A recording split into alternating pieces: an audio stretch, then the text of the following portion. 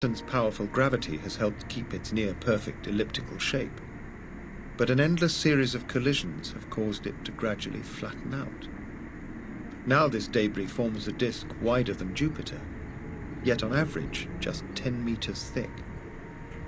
With moon-sized chunks of ice orbiting through this structure, great voids have been cleared, turning one ring into many.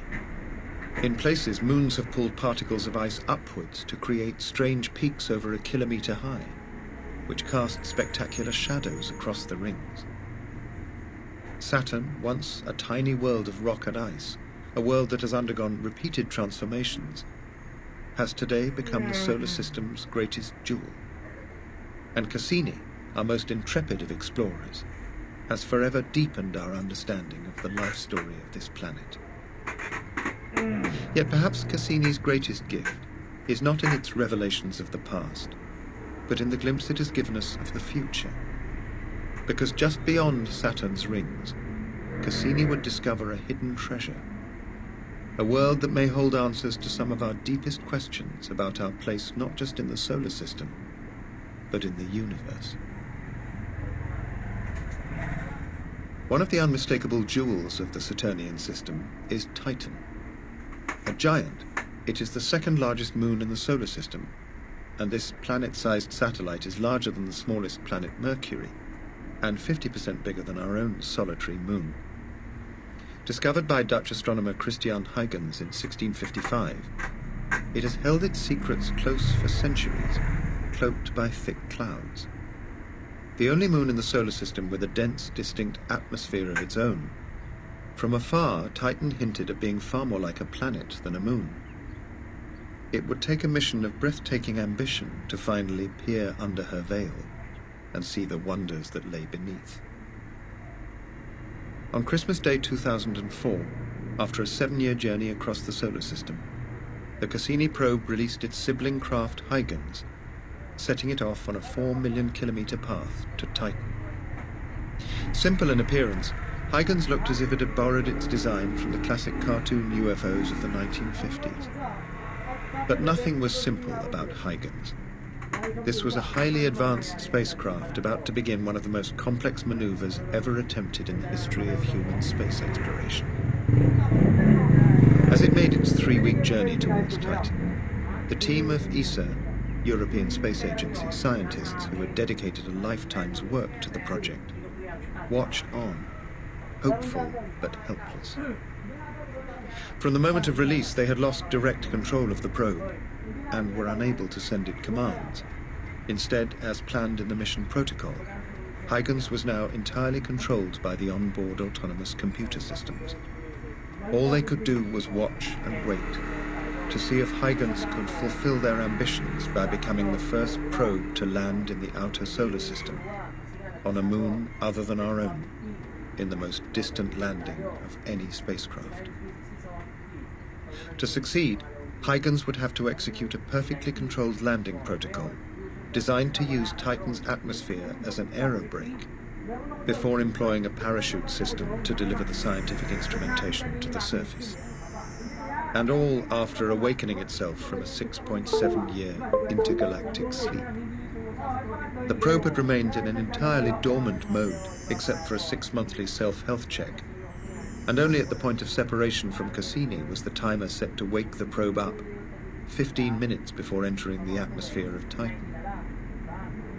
The proposed landing site for Huygens also held much uncertainty, chosen to be in the southern hemisphere of Titan, 192.3 degrees west, 10.3 degrees south to be precise. The area was surveyed by Cassini's cameras from an altitude of 12,000 kilometers and appeared to be near a site that had many of the characteristics of a shoreline. Landing into an extraterrestrial ocean had been part of Huygens' original design, so in theory the craft was expected to survive any splashdown into a liquid surface on Titan. On the 14th of January 2005, the 318-kilogram probe entered Titan's atmosphere, 1,270 kilometers above the surface, and began its descent protocol. On-board accelerometers monitored the craft's deceleration, waiting for the precise moment to trigger the explosive bolts that would blow off the front heat shield and back cover, and release the pilot parachute, which would then pull out the main parachute, slowing the 2.7-meter wide craft from its nearly 2,000 km/h descent, and allowing it to drift safely to the surface. All of this would need to play out perfectly, while more than 1 billion kilometers away, a group of nervous humans sat in near silence in mission control, waiting for the first telemetry to confirm that Huygens was safely on the ground.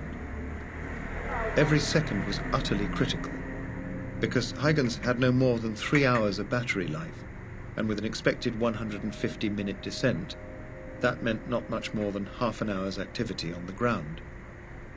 For a mission that had cost millions of dollars and taken decades to plan and execute, its success would depend on this incredibly short window of exploration.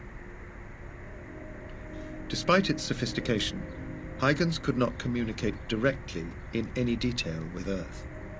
Instead, all of its detailed telemetry would need to be relayed back to Earth via Cassini's communications system.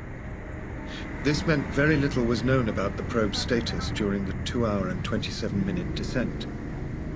But at precisely 11:38 UTC, the Robert C. Byrd Greenbank Telescope in West Virginia picked up the weakest of carrier signals generated by Huygens' 10-watt internal transmitter to confirm that Huygens had arrived safely on the surface. This extraordinary probe was now alive and active on an alien moon orbiting Saturn. Just under 5 hours later, the Cassini probe orbiting far above the moon's surface began relaying the precious data from Huygens back to Earth. And by 1945 that evening, the first extraordinary picture was released, showing a view from Huygens about 16 kilometers above the fast-approaching surface. This was space exploration on an awesome scale. A photograph taken by a tiny space probe floating down on a parachute to the surface of a moon, orbiting a planet over 1 billion kilometers from Earth. It's instantly apparent that this is no featureless rock. The channels running across this picture are recognizable as the geology of a world shaped by liquid, covered in drainage channels crossing the landscape into what looks like a lake bed or sea. And more was to rapidly follow. Just a few minutes later, the first image from the surface arrived on Earth. The first view of the surface of a world in the frozen far reaches of the solar system. It's an image that is worthy of the very closest of inspection, because, as always in science, the more you know about it, the more wonderful it gets. What we can see in this extraordinary image is something that is exactly like a floodplain or riverbed here on Earth. We can say this with some certainty because you can see that the rocks are abraded. They've been smoothed by the action of a liquid flowing over them. But there are no rocks. Huygens was able to confirm that these are in fact boulders of frozen water ice, sculpted on the freezing temperatures of Titan's surface. These rocks of ice are sitting on a surface that, as one Huygens scientist described it, is like snow that has been frozen on top. If you walk carefully, you can walk as on a solid surface, but if you step on the snow a little too hard, you break in very deeply.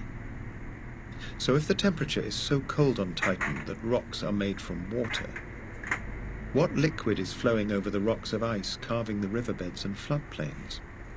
We'd known for some time from spectroscopy carried out here on Earth that Titan had an atmosphere rich in methane gas. And many scientists had wondered if this could mean that liquid methane existed on the surface. But it was only when Huygens was actually on the surface and its instruments began testing the atmosphere directly that we could begin to see just how alien this world was. For an unexpectedly long 70-minute period, Huygens was active on the surface, detecting significant amounts of methane in the air. Huygens was also able to confirm that the surface temperature on Titan was a freezing -180 degrees Celsius, combined with an atmospheric pressure equivalent to 1.4 atmospheres here on Earth. The measurements confirmed that on Titan, methane was not a flammable gas, but potentially in abundance on the surface, in liquid form. Titan, it seemed, was a wet world, not with flowing water, but with liquid methane driving ice-like rocks down mountain channels and out into open floodplains. But despite early speculation, Huygens had not made a splash landing. It lay in a dry riverbed, and after surviving for just a few hours, its battery ran dead. This miraculous explorer switched off without directly detecting liquid methane on the surface. It would be 2 years later, as Huygens lay frozen and dead on the surface of the Moon, that the very much alive Cassini probe would fly high above the south pole of Titan and beam back an image that would provide a unique view seen nowhere else in the solar system beyond Earth. This was our first glimpse of liquid on the surface of an alien world. A lake composed of methane, ethane, and propane near the south pole of Titan. Named after one of the Great Lakes of North America, Ontario Lacus is like nothing we have ever seen on Earth. A 15,000 square kilometer lake of hydrocarbons, whipped by winds that are clearly eroding the shoreline. And Ontario Lacus was just the first. Today, thanks to Cassini's years of observation and photography, we have discovered more than 40 lakes of liquid methane, including Ligeia Mare, a vast body of liquid hydrocarbons with a shoreline over 200 kilometers in length. We've seen mysterious bubbles rising from its depths. Kraken Mare is the largest known body of liquid we have so far found on the surface of Titan. This hydrocarbon sea covers an area of 400,000 square kilometers, 5 times larger than Lake Superior, and has a depth that we suspect descends to 160 meters. We've seen waves in this sea, and islands and currents, endlessly being filled by the flash floods of methane rain that we are certain fall on the highlands surrounding the sea, feeding the rivers and streams that flow into it. Earth, it seems, has a strange, cold twin, a moon, not a planet, that is millions of miles away, where lakes are liquid methane and mountains are made from frozen water ice, as hard as rock. What's also fascinating and tantalizing is that Titan has a complex chemistry, a carbon chemistry, the chemistry of life. We have found molecules like hydrogen cyanide, which are the building blocks of amino acids, molecules like vinyl cyanide, which chemists and biologists speculate could form some sort of cell membrane. In fact, all of the ingredients for life are present on the surface of Titan today. That doesn't mean there is life. In reality, very few scientists think there will be life on Titan today, as it is, after all, minus 180 degrees Celsius at the surface. But with a little heat, it might be a very different story. In a few billion years' time, as the light of the dying sun reaches out beyond the inner solar system to touch the outer reaches with its warmth for the very first time, Titan will begin to warm. Its mountains of ice will shrink and melt, and the frozen water they contain will replace the liquid methane, which will have evaporated away into space. Mountains will become oceans, and in a strange twist of fate, at the end of the life of our star, perhaps the solar system's last water world will be born. David Grinspoon believes it's a prediction we cannot rule out. Titan today has all these juicy organics pooled and lying on its surface, and yet it's so cold and so dry that it may be that nothing is really happening biologically there. But we can imagine a time in the far future when the sun has heated up to the point where the inner solar system has become uninhabitable, where Titan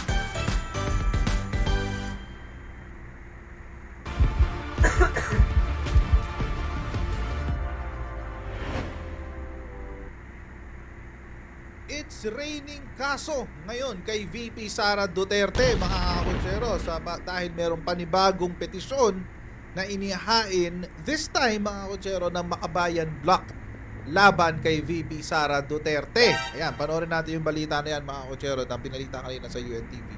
Ito yan, mga kakutsero. Tungkol pa rin ito dun sa 125 million na confidential funds. Nakakaumay na kayo. Pero sige, alam nyo, mamaya ko na sabihin yung thoughts ko dito. Panoorin natin to. Magkakaroon na po tayo ng filing sa Monday, kaugnay sa question nating confidential funds.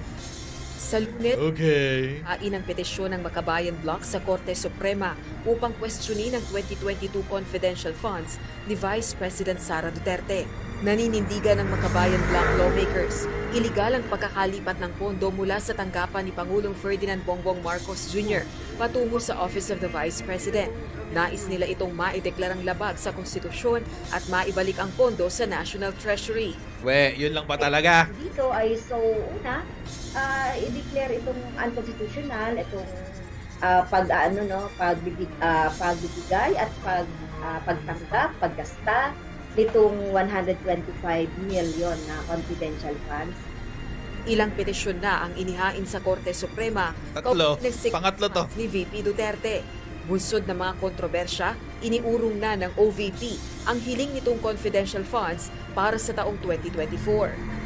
Pinagkokomento naman ng Korte Suprema si Vice President Duterte at iba pang respondent kaugnay ng mga petisyong inihain na laban sa alokasyon Ano to? at release ng confidential funds. Rosa Licoz, UNTV Uy, News and Rest. UNTV, ano tong nasa likuran nyo? Bakit kayo nasa ano?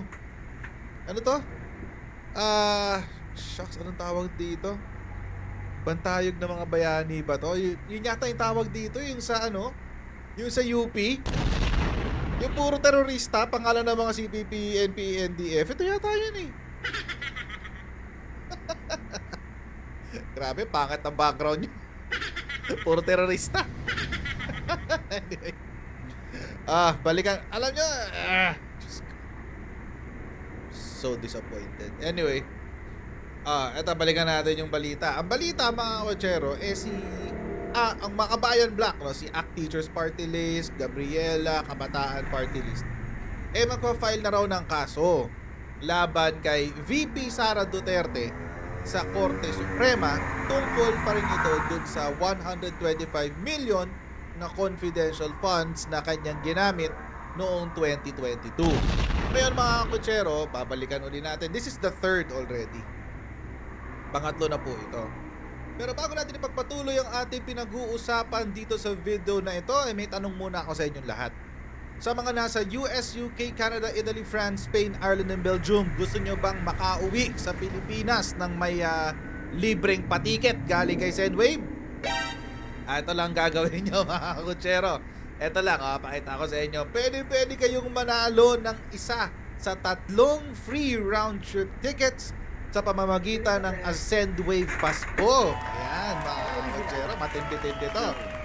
Win a free round trip flight home kung ikaw ay magpapadala ng higit $200 sa inyong pong Sendwave account hanggang December 31, 2023. Ayan, so kapag nagpadala kayo ng higit $200, so may entry na agad kayo sa up to 5 entries sa mga kotsero ang pwede nyo makakuha dyan sa round trip flight home na yan.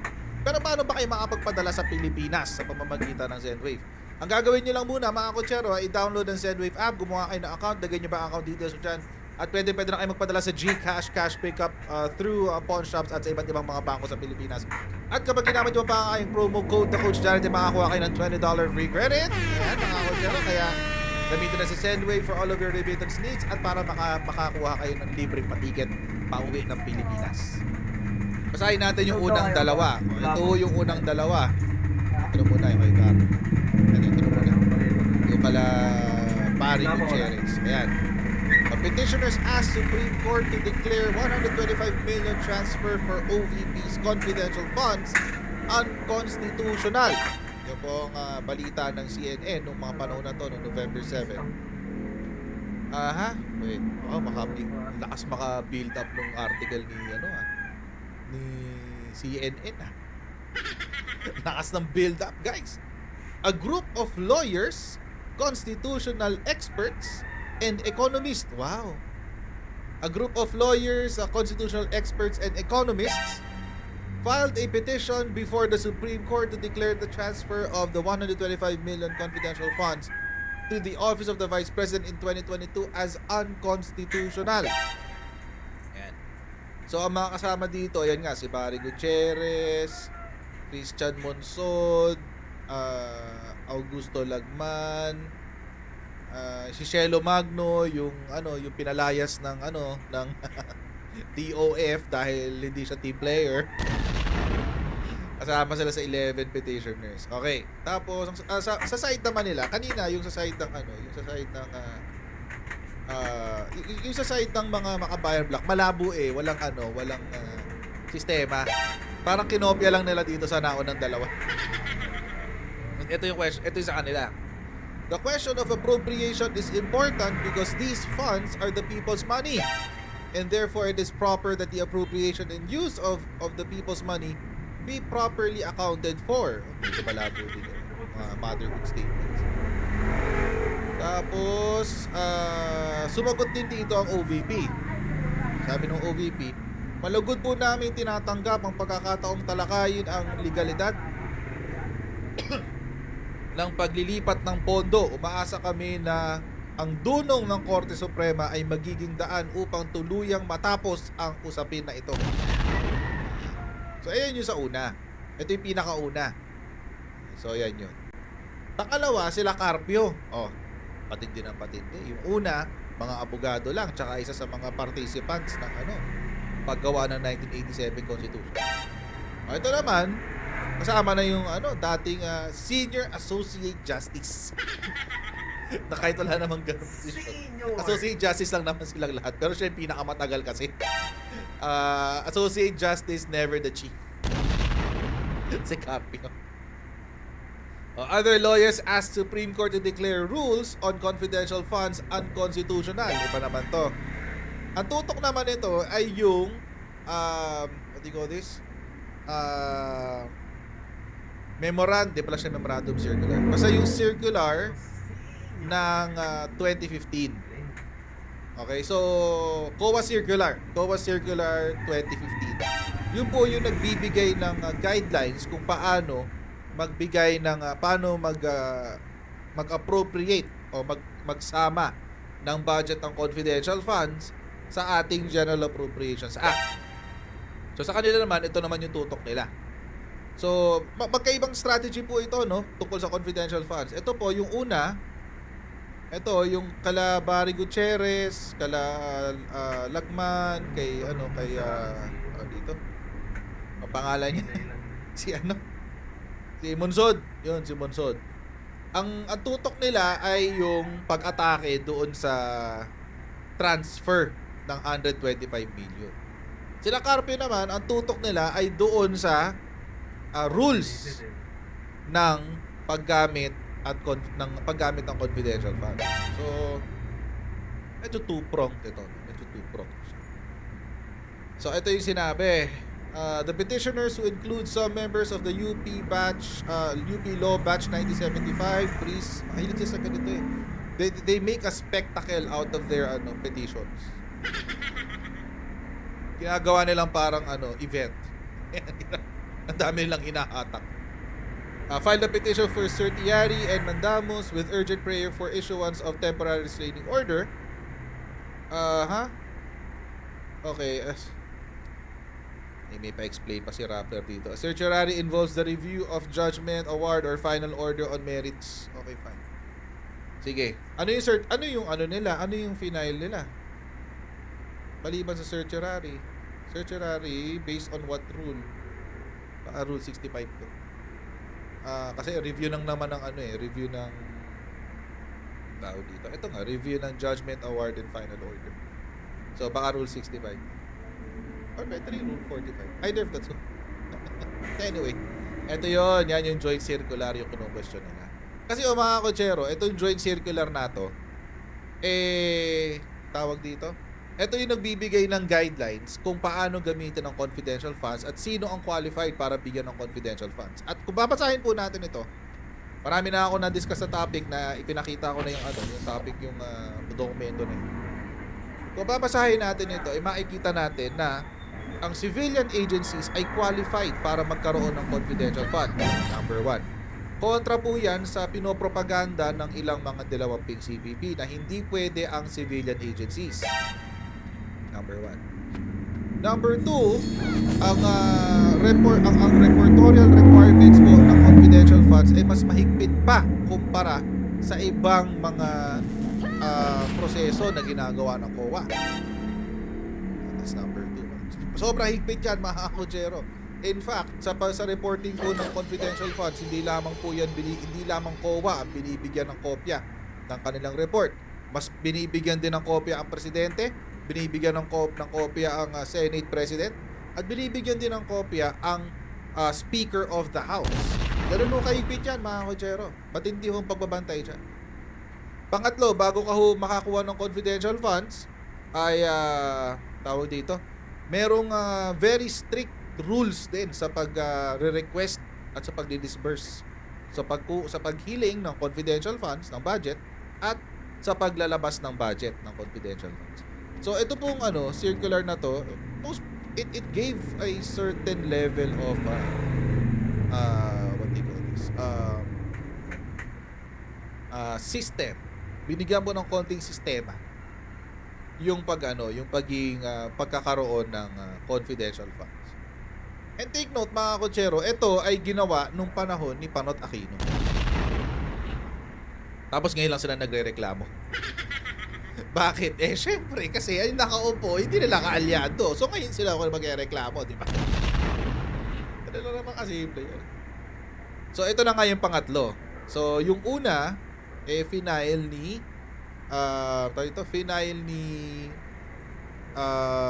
Barry Gutierrez, Monsod, Lagman at iba pang mga abogado at ni Shelo Magno sa SC. Ito naman yung pangalawa. Ito na yung pangatlo. Ito na yung kay Makabayan.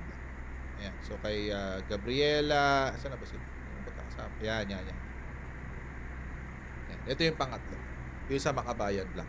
Ngayon, mga kutsero, hanggat inuulit-ulit nila to, ulit-ulitin ko rin yung opinion ko dito. Ulit-ulitin ko rin. Para syempre, para hindi natin nakakalimutan lahat. Take note, mga kutsero. Take note. Huwag po natin itong kakalimutan. Nasa issue po ng confidential funds, magkadikit po ang bituka ng presidente at ng vice-presidente. Ulitin natin. Just in case hindi naintindihan. Sa issue po ng confidential funds, magkadikit ang bituka ng presidente at ng vice-presidente. Bakit? Kasi galing po sa presidente yung confidential funds na ginamit ni VP Sara. Naintindihan ba? Kaya po nagsalita dito ang Office of the Executive Secretary. Yun po yung OES, Office of the Executive Secretary. Nung September 6, 2023, naglabas po ng statement ng Office of the Executive Secretary, release of the 221.4 million confidential funds to OVP legal. Legal daw yan, sabi ng Office of the Executive Secretary. At alam naman po natin ang ES ngayon dito sa panahon ni President Bongbong Marcos ay si dating Chief Justice Lucas Bersamin. So hindi naman siguro hamak na mas mataas si Lucas Bersamin kaysa kay Caprio. Kaya good luck. Ano po ang sinabi ni dating Chief Justice Lucas Bersamin? The release of confidential funds worth 221.424 million to the Office of the Vice President in 2022 was based on Special Provision Number 1 of last year's contingent funds. Ibig pong sabihin, nanggaling po sa contingent fund ng Pangulo ang confidential funds ni VP Sara. The Office of the Executive Secretary in a statement said disbursement of the said fund was done pursuant to Special Provision Number 1 under Fiscal Year 2022. Ano ba yung nakasulat sa ano na yan? Provision na yan. Under Special Provision Number 1, the President, ang Pangulo mismo, is authorized to approve releases to cover funding requirements of new or urgent activities of national government agencies, among others that need to be implemented during the year. Sa Tagalog, sagaan natin sa General Appropriations Act ng 2022 ay meron pong nakasulat doon na ang tinatawag ay contingent funds. Sa contingent funds na muna ito ay merong tinatawag na special provision number 1 o provision, yung unang provision, special provision. Ano po nakasulat dito? Na ang Pangulo ay may kapangyarihan na aprubahan maglabas ng pondo para sa mga bago at urgent nagmamadaling proyekto, aktibidad o programa ng national government agencies. Ngayon, anong sabi? The statement explained, naglabas din ng isa pang statement, si BBM. The statement explained that President Ferdinand R. Marcos Jr. recognized the need to release the said budget to help in the OVP's initiative and after the recommendation of the DBM. Kasi nagrekomenda rin daw ang DBM tungkol dito. Ang sabi, Vice President Sara, who was newly elected then, needed funds for her new programs for the remaining period of 2022. The President supported this initiative and released the funds with favorable recommendation of the DBM. Kaya mga kakotsero, dito sa sinabi ni Bibi Sara, dito sa parte niya. Ito. Yung challenge accepted. Yan. Malugod po namin tinatanggap ang pagkakataong talakayin ang legalidad ng paglilipat ng pondo. Umaasa kami na ang tulong ng Korte Suprema ay magiging upang tuluyang matapos ang usapin na ito. Mga kotsero, I think it's about time. Let the cases come in droves, mga kotsero. Para wala nang question. Pag-file na silang lahat ng mga nasa opposition, tsaka lahat ng mga miyembro ng CBP, NPA, i-file nila lahat ng questions tungkol sa confidential fund para masagot na natin lahat yan. Para makakuha na tayo ng sigurado at definite na sagot tungkol sa legalidad ng pagta-transfer ng contingent funds ng Pangulo patungo sa confidential funds ng pangalawang Pangulo. Ngayon, ano ho ba ang jurisprudence na dyan? Meron na hong jurisprudence dyan. Ang tawag po doon ay Bellica case. Sa Bellica case po, mga kakotsero, sinabi po ng ating Korte Suprema na legal ang contingent funds. Legal po yan.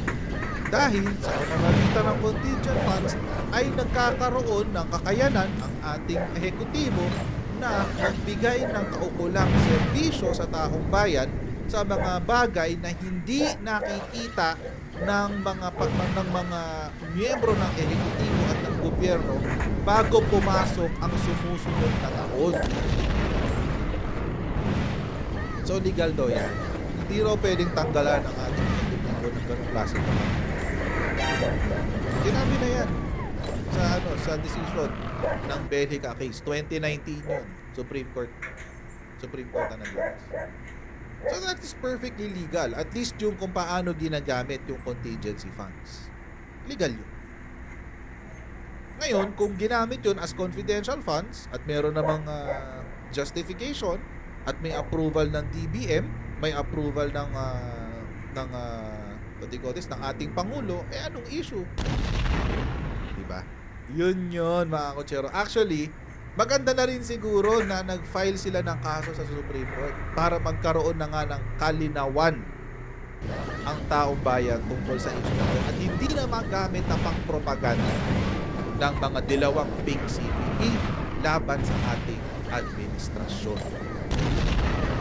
So mga kotsero, hanggang dito na muna tayo sa ating video.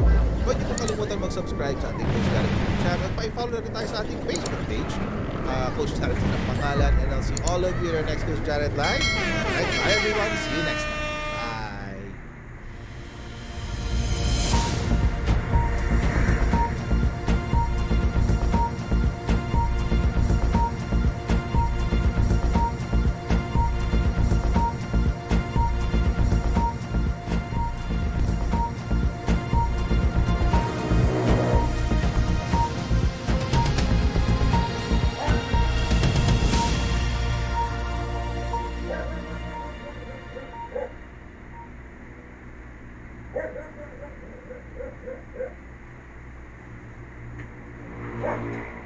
Viewers like you make this program possible. Support your local PBS station. 4 billion miles from Earth. A spacecraft closes in on its target. A mysterious object far beyond all the known planets that could reveal new secrets about the birth of the solar system. But the mission is risky. Even being hit by something smaller than a single pellet of rice at 32,000 miles an hour would be catastrophic. And we would lose the mission. The spacecraft that brought us to Pluto is now attempting an even more challenging final quest. Can it succeed? There's only one shot, and if you make a mistake, that could be it. Pluto and beyond, right now on Nova.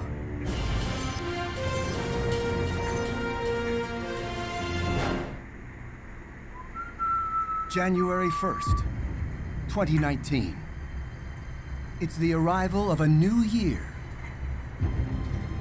But here at Mission Ops, the mood is tense. The team is feeling a little stressed. A team of scientists, along with their families and friends, are waiting in anticipation I'm getting a little bit nervous. for the arrival of a signal from a tiny spacecraft on a dangerous mission. Its name, New Horizons. We are really pressing the limits here. New Horizons is attempting to fly by a mysterious object far beyond the planets we've come to know. 1 billion miles beyond Pluto, in the outback of the solar system. This is the farthest exploration in the history of humankind, and nobody's planning anything like it ever again. This is really challenging. We're going to a small object that we don't know a lot about. In fact, one of the biggest, baddest space telescopes in our arsenal, the Hubble, can only capture a pixelated image of this tiny speck. Its official name is 2014 MU69, but the New Horizons team also calls it by the Latin name, Ultima Thule. We gave it this nickname, Ultima Thule, that means beyond the farthest frontiers. And in fact, it really is beyond the known world or part of our solar system that we have explored. Here, objects like Ultima Thule have been frozen in time since the solar system formed, 4.5 billion years ago.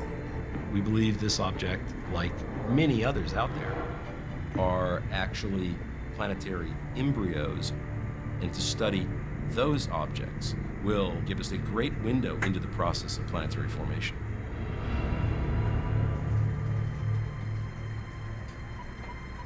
For the New Horizons team, taking their spacecraft into the unknown is not only a monumental task, it's risky. An object the size of a pea or even smaller would be capable of literally taking out the spacecraft. Tests have revealed that as the spacecraft travels at 36,000 miles an hour, even something as small as a grain of sand could rip a hole right through it. At this point in the mission, you really have to be prepared for anything. But for now, all the team can do is wait. and hope that years of work will pay off and that the tiny explorer manages to stay on target and survive. I love this spacecraft. I've put my blood, sweat, and tears into helping to put this thing together, going back to 2002. It's just made us feel so proud. Proud because when it comes to exploring our solar system, New Horizons is already a pioneer. January 19th, 2006. New Horizons is prepared for launch at Cape Canaveral. Ignition and liftoff of NASA's New Horizons spacecraft on a voyage to visit the planet Pluto and beyond. The spacecraft sets out on a journey to reach not one, but two distant targets. Along the way, Stand by for telemetry in 5 minutes. Alice Bowman, Missions Operations Manager, also known as Mom, will help guide it through a voyage that will last more than a decade. We talk about the spacecraft as if it's our child. When we launched, we refer to it as baby. When it does something that we don't expect, we relate it perhaps to terrible twos or something like that. So it becomes part of us. 78 days after launch, New Horizons passes the orbit of the red planet, Mars. Just 2 months later, it flies through the asteroid belt. In a year, it passes by Jupiter, where it captures spectacular images of a volcanic eruption on the gas giant's moon, Io. It was the first time that time-lapse had ever been made of any volcano anywhere in the universe off the Earth. So it was really unique.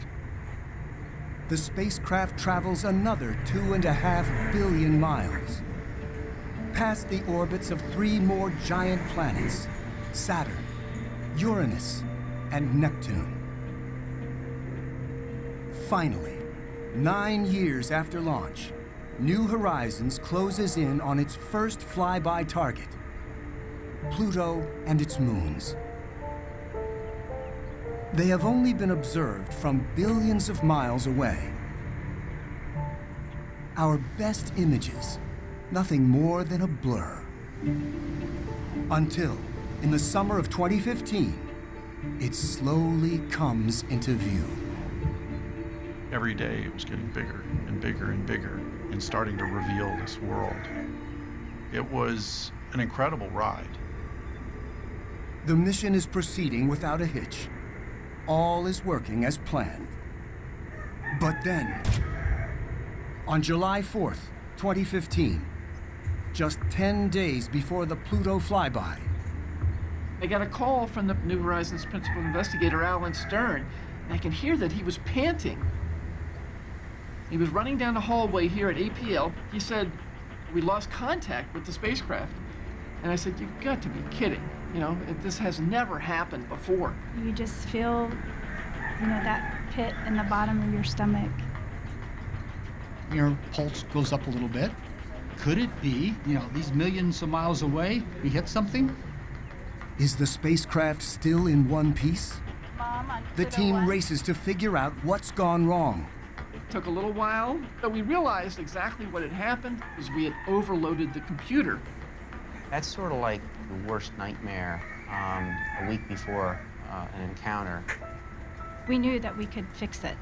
The question was, were we going to be able to do that in enough time? Alice, I swear, didn't get any sleep, but she said she slept on the floor for a few minutes one night. For a couple nights, slept there, just like a child that's sick. You want to be there to help it recover along the way. The team works round the clock, re-uploading instructions to the spacecraft's computer. Alice Bowman, our mission operations manager, and her team did a fantastic job of putting everything back together again with only 6 hours to spare. Just in time for the flyby. Okay, we're in lock with carrier. July 14th, 2015. Stand by. 3 billion miles from Earth, New Horizons should have just flown above Pluto's surface, taking pictures and gathering data. But did it make it? Stand by for telemetry. Alice waits to hear back from the spacecraft. A sign it has safely completed the flyby. New Horizons is so far away, it takes 4.5 hours for that signal to reach Earth. Mom, on Pluto 1, we have a healthy spacecraft. We've recorded data of the Pluto system.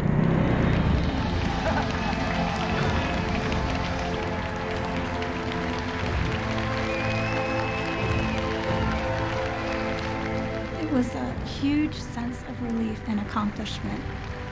I think mostly accomplishment.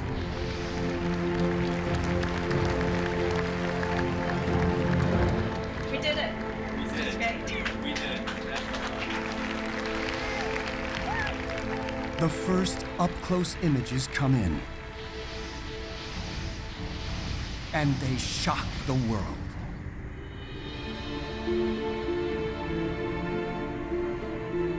When the images first came down from New Horizons, I was stunned, excited, tired, every emotion and feeling you can imagine, but really just amazed at what they look like.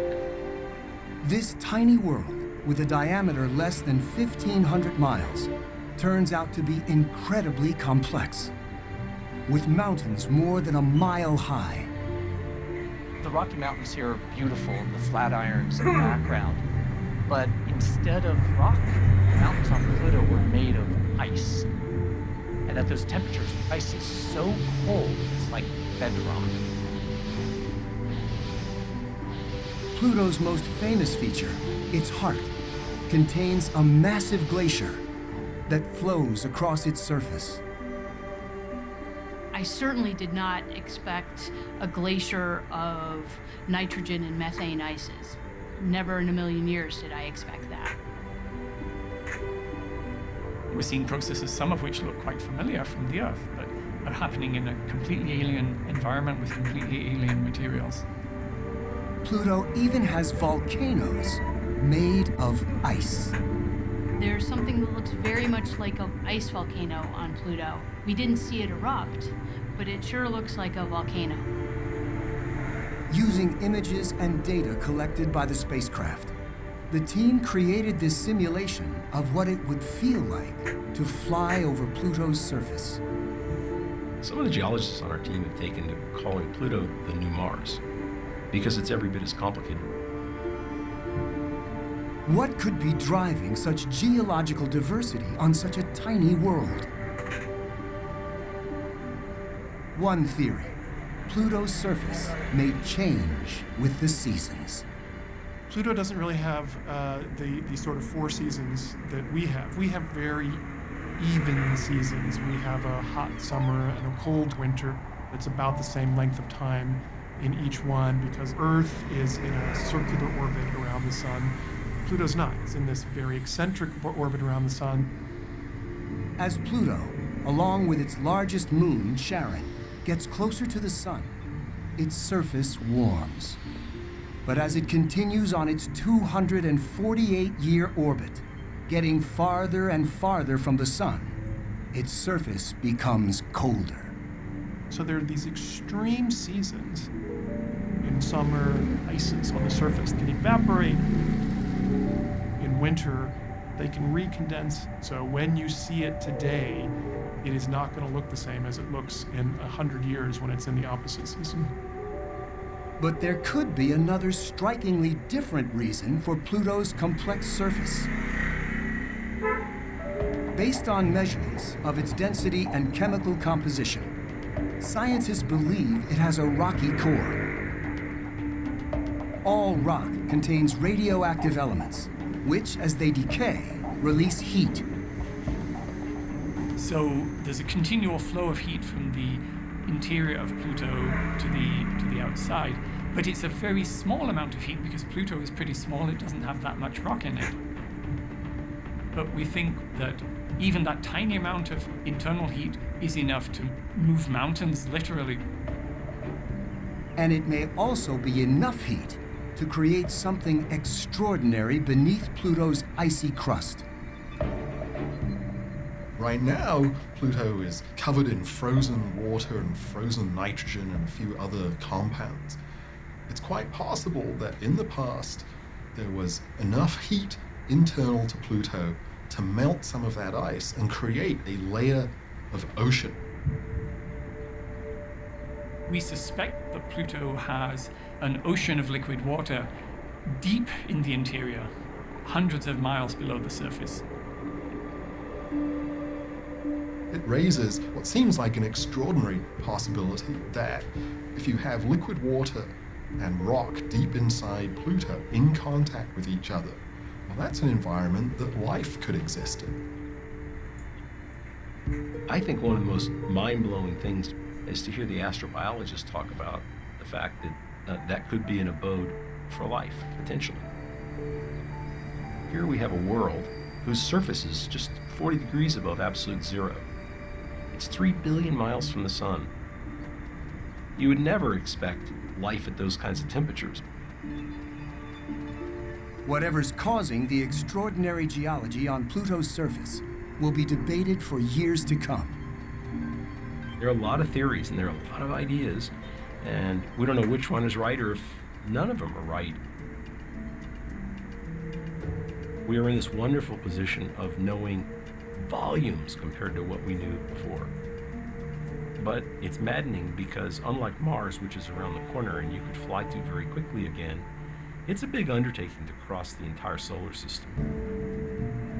As its historic flyby comes to an end, and the tiny spacecraft leaves Pluto, New Horizons looks back to take one last breathtaking image.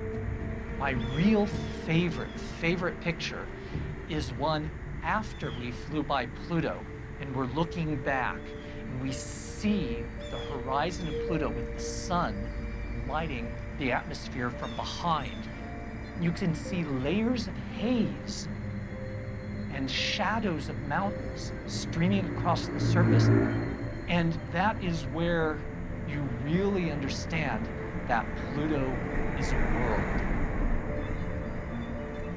Whenever I see that picture, it's as if I'm sitting on the spacecraft looking out the window as Pluto goes whizzing by.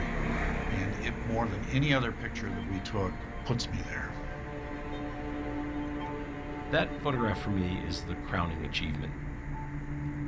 We were really there and we really did it. And we made our own little contribution, not just to science, but actually to history. That history begins back in 1930, when Pluto is discovered by Clyde Tombaugh, a young farm boy with a passion for astronomy. For nearly a century, Clyde has the honor of being the only American to discover a planet.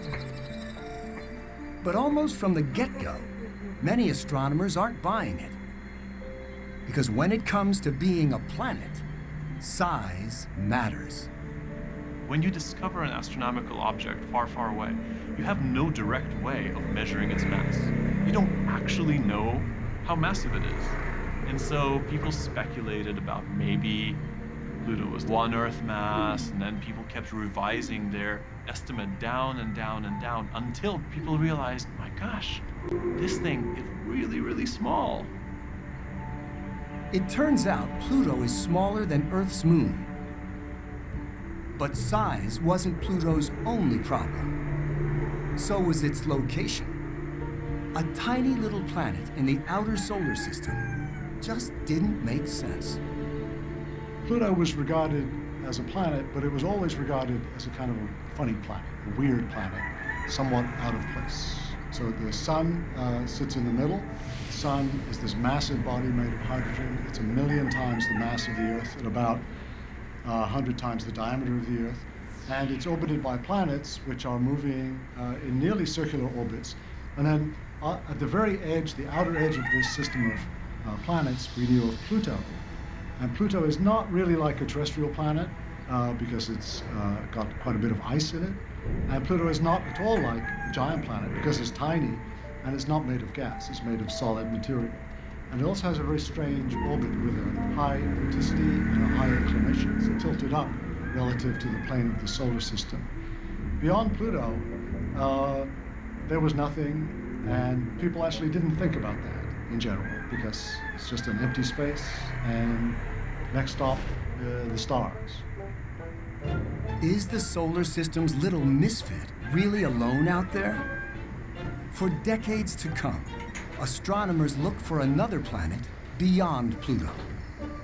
But as hard as they look, and they look hard, no one finds anything. Until two astronomers, David Jewett and Jane Liu, take on the challenge.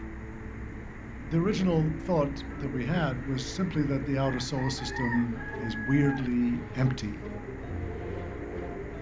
David and Jane get access to one of the most powerful telescopes on the planet. And they start a search that will take a lot longer than either one of them expects. While it's easy to see distant stars because they radiate their own light, other celestial bodies are much harder to see.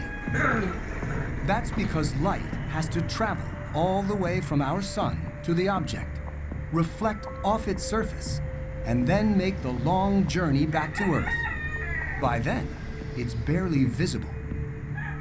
David and Jane hope that advances in digital detectors, which are far more sensitive to light than film, will help them see a whole lot more.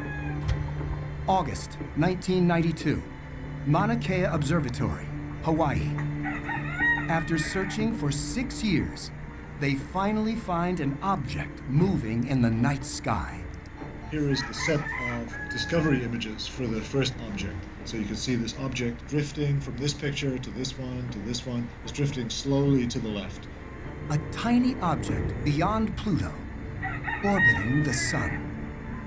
Then they find more, and more. So the space beyond Neptune basically is full of objects that we just didn't know about before because they're too faint. David and Jane discover an entirely new region of the solar system. Now known as the Kuiper Belt, it's believed to be home to hundreds of thousands, possibly millions of icy objects, including Pluto. The Kuiper Belt has 1,000 times more objects in it than we have in the asteroid belt. Completely unknown until these first observations. The Kuiper Belt stretches out billions of miles. It is just difficult to imagine how expansive this field of icy debris is. Think of it as a giant donut surrounding the planets. On average, each Kuiper Belt object separated from the next by 1 million miles. That's how massive the Kuiper Belt is. The day that the first new Kuiper Belt object was discovered by Dave Jewett and Jane Liu, it clicked in everybody who was paying attention's head. It's like, oh, there's a ton of objects out there. That's what Pluto is part of. Pluto's part of the Kuiper Belt. It suddenly all makes sense. For me, Pluto was the harbinger of things to come. We didn't realize that its being an oddball was telling us something. It was telling us the secret of the third zone of the solar system. This really sort of restructures our understanding of how our solar system is built and how we should think about the membership of our solar system. August 2006, Prague. Just a few months after New Horizons set out to explore the 9th planet of the solar system, an International Association of Astronomers votes to demote Pluto. And the official planet count goes back down to 8. While some members of the public are outraged, not everyone sees this as a demotion. One could argue that Pluto actually made out better with this change, because in its previous instance, it was the smallest planet of the solar system. it now has become the king of the Kuiper Belt. And so, in a sense, its status has gone up. Over the last few decades, astronomers have discovered that Kuiper Belt objects vary in size, shape, and also in their orbits. There are larger objects, like Pluto. These are known as dwarf planets. We've discovered that the outer solar system is littered with small planets. These are typically rocky and icy objects. Many have atmospheres. Many, possibly most, have moons. There's a great variety in terms of their physical properties, their colors, their compositions. Many of the things we're used to in the planets we're familiar with, but in miniature. I think a decent analogy is when you see a Chihuahua that's still a dog, because it has the characteristics of the canine species, just in miniature. Then there are objects like Ultima Thule. Astronomers think these objects have been frozen in time since the birth of our solar system, 4.5 billion years ago. So what we think we're seeing is a fossil structure that's left over from the formation of the solar system. It's this tiny remnant of the ancient past that we can visit. Objects like MU-69 retain the pristine conditions of the early solar system. This now lets us look at these objects with the idea that an examination of them will help us better understand what the early solar system was like. Unfortunately, our best images of these primordial objects are only single pixels of dim light, almost impossible to see. If only we could get a spacecraft out to the Kuiper Belt to take a closer look. But of course, there's one already out there. When we launched the New Horizons spacecraft back in 2006, we knew we wanted to fly to an object beyond Pluto, but we didn't have a particular object that we knew could reach our spacecraft. So we started doing deep searches of the sky beyond Pluto. April 2011. While New Horizons is traveling through the solar system, at the Southwest Research Institute in Boulder, Colorado, Mark Bowie leads the search for New Horizons' next target. But the team faces extraordinary limitations. The region their spacecraft can safely reach is extremely small. There's certain things we don't have an infinite supply of, like fuel. And our thrusters, we only want to put so many thruster counts on them. Thrusters make it possible to redirect your spacecraft as you zero in on a target. Without them, there's no way to steer the ship. If you use them beyond the lifetime that they were designed for, they could have a failure. But an aging spacecraft is just one of many challenges. Where you need to look is probably one of the hardest spots in the sky to look. It's right in the middle of the Milky Way. The densest star fields in the entire sky, where you would see 1 million stars brighter than the objects you were looking for, and you had to try and sift it out between all those stars. They search for several years and find nothing. We were starting to say, what's going to happen? We have to find an object in 2014. If we don't find one in 2014, we won't know well enough where the object is to redirect the spacecraft to get there. The clock is running out. It's time for the big guns. It's time for Hubble. From its vantage point far beyond the Earth's atmosphere, the Hubble Space Telescope has a better chance of spotting faint objects. And that makes all the difference. After a big effort with the Hubble telescope, in the summer of 2014, we found an object. Wow, it was truly exhilarating. Yay, we've done it. This is kind of a first, to discover an object while you're in flight and then redirect the spacecraft to fly by it and determine its orbit along the way. Nailing down Ultima Thule's orbit is critical for the success of the mission. Think of it like skeet shooting. You have to predict where your target will be in the future. So we do shooting and targeting in the outer solar system. You're going to tell me here how you do shooting and targeting on Earth. New Horizons team member Ann Verbisher and sharpshooter J.R. Pierce demonstrate. So it's not a space vehicle, but we'll get our point across here. Pull. If J.R. aims directly at the target, he's gonna miss. Launch. I'm initiating the launch sequence. Pull. But if he aims ahead of the target, it's a hit. Again, and again, and again. You need to focus on where your target is going to be, not where your target is. So this reminds me of when I was a child and watching the Apollo launches. It fascinated me that they were targeting where the moon was going to be 3 days after the launch happened. That's when the astronauts would arrive to try and land on it. So for New Horizons, the concept is basically the same as it was for Apollo, but the distances are far greater.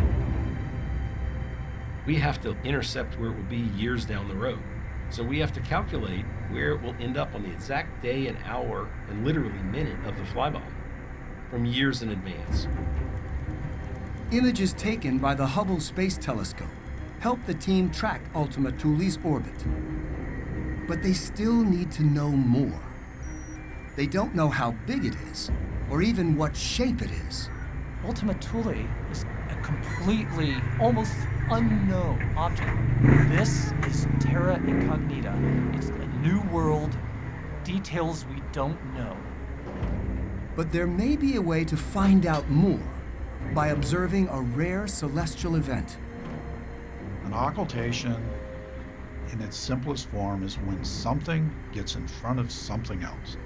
If you've ever been on a beach and you're just enjoying the nice sunny day, and then all of a sudden, the sun goes away because somebody just walked between you and the sun, and that shadow passes across your face. The same exact thing is happening here, except instead of our sun, it's a star.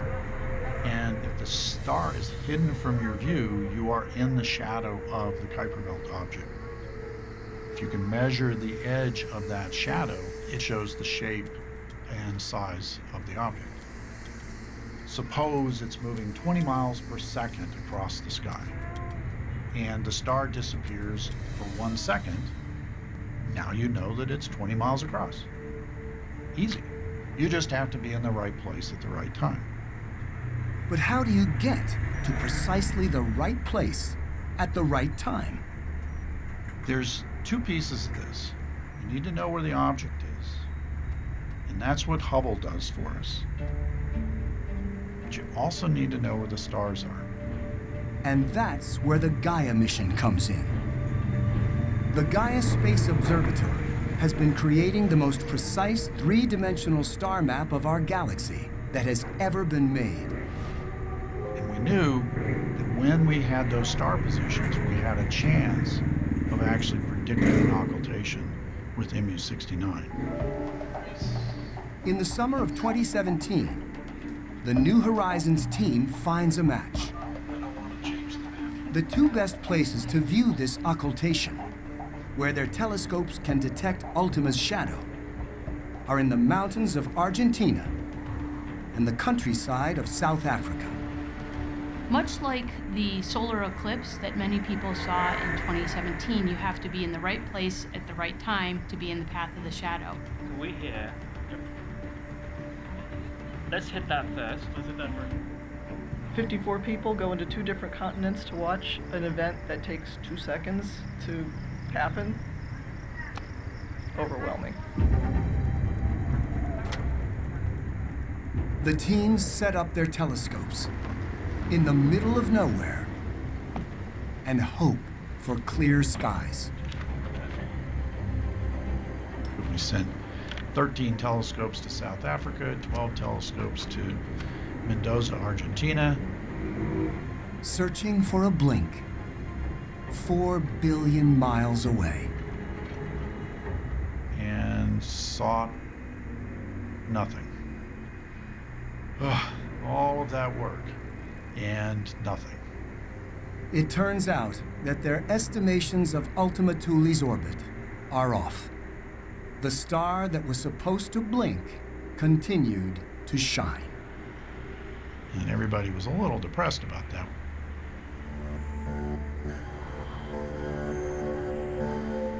A month later, they get a second chance to find out whatever they can about Ultima Thule's size and shape. But to be in the right place at the right time is going to be even harder. On July 10 of 2017, there was another occultation, observable only over the South Pacific Ocean and really accessible only to the Sophia aircraft. The Sophia Airborne Observatory is a specially modified Boeing 747 with a telescope on its side. What we're doing here with Sophia is putting a very large telescope into the occultation path at just the time the shadow is there. The reality is there's so many details. What are the winds doing? We had to worry about a turbulence zone that we might have to fly around. The moment of truth arrives. They wait for the star to blink out.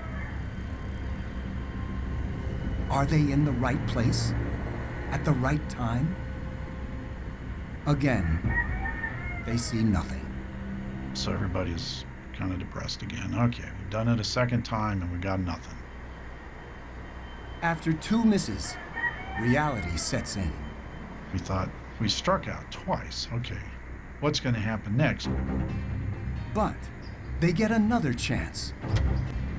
And the next occultation in Patagonia was only 7 days later, on July 17. So we really had to shift gears quickly and get ready to do this next ground-based effort. The stellar occultations that we have been attempting are the most challenging stellar occultations ever attempted in history, because Ultima is so much further away than anything else, and it's tiny. The night of the occultation, winds were pretty bad. These telescopes we use are really great. However, they are very wind sensitive. We wanted to shield that telescope from every possible vibration, and that meant we had to do whatever it took to get the data and observe the star without it jiggling around all over the place. For that, they need a few volunteers. If you just started out with, we're from NASA, people just come out of the woodwork. We had 2 people show up, a father and his daughter. They brought a spare battery. Perfect. So we put them to work. Together, for 45 minutes, they block the wind with a truck, some plywood, and a tarp. Did they catch it? We spent hours after people came back with the data to see whether we got it or not.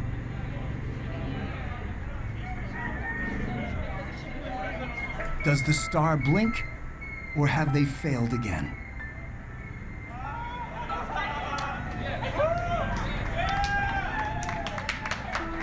We finally had success and saw the star blink out.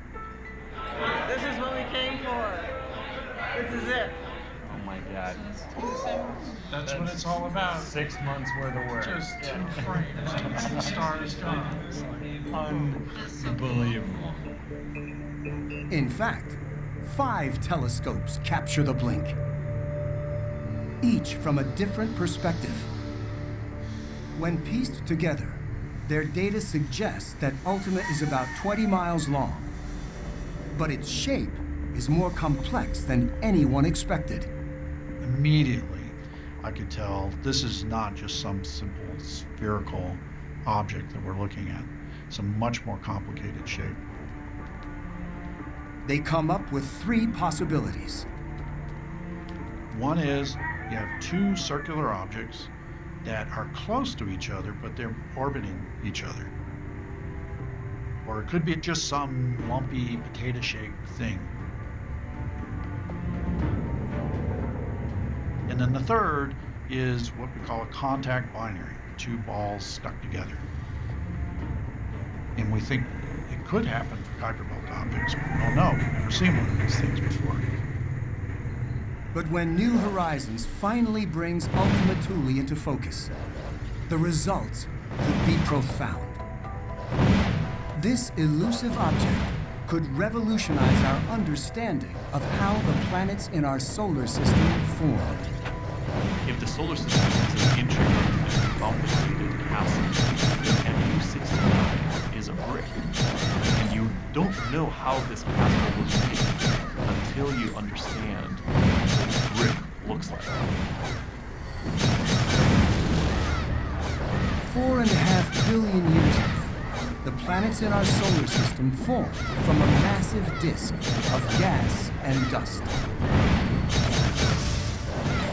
Scientists have detected the beginning of this process in striking images of distant solar systems like this one, known as HL Tauri, a young star about 450 light years from Earth. We have these beautiful observations of disks of gas and dust in the background of the stars. So we know that planet formation starts from small dust grains.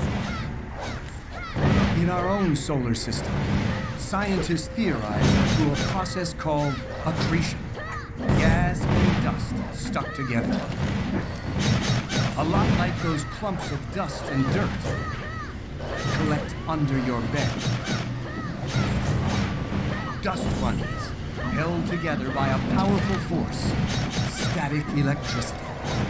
So you can think of planet formation, the initial stages, very similar, just letting your dust bunnies under your bed grow for millions of years into bigger and bigger objects. If you don't vacuum, those dust bunnies will just keep getting bigger. But for the seeds of planets to grow, they need more. They need the power of gravity. After objects reach a certain threshold in their mass, they can grow more rapidly than they could before because they have substantial gravity. But there's a catch. There's a gap between making something this big and making something the size of a planet. How does an object grow from the size of a marble to the size of a planet? In the last decade, a new theory has emerged. A stream of marbles will come along, and as it's moving around the floor, and some of them will clump, and you suddenly get a huge amount of clumping action. And that's called pebble accretion. And one of the things we can do by looking at Ultima Thule is look to see whether it was formed by pebble accretion. If we see lots of BB to marble sized pieces on the surface of MU-69, we go, aha, this is a loose collection of pebbles. And pebble accretion argues for things that are elongated or potato shaped, which is what we seem to see for Ultima Thule from our ground-based occultation. We're interested scientifically how planets formed, although our hearts are also interested about where we came from, how we got here, what were the elements, and outer solar system objects like Ultima Thule are the raw materials. And so we're getting a chance to look back at these well-preserved raw materials to see really what was the starting point. What were the ingredients that went in to the magic recipe that makes life?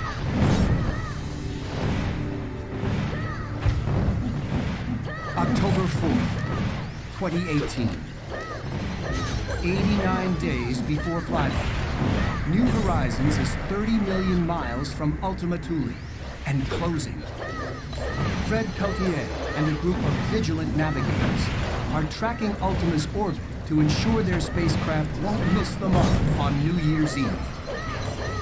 They rely on images like this, taken by New Horizons' long-range telescope, named LORRI.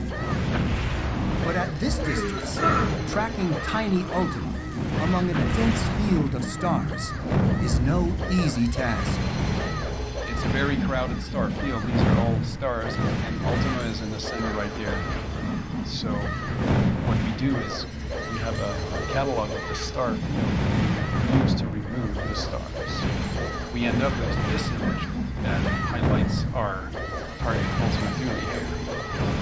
Next, they zoom in to take a closer look and discover their estimate of Ultima Thule's orbit is off.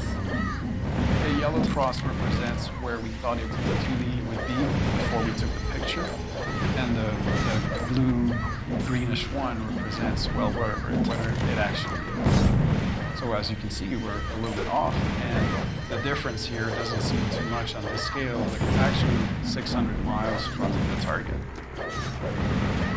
Because this object is so very, very small, it's possible that if we are a little bit off, we could just miss seeing the object, and we certainly don't want to do that. There's only one shot, and if you make a mistake, that could be it.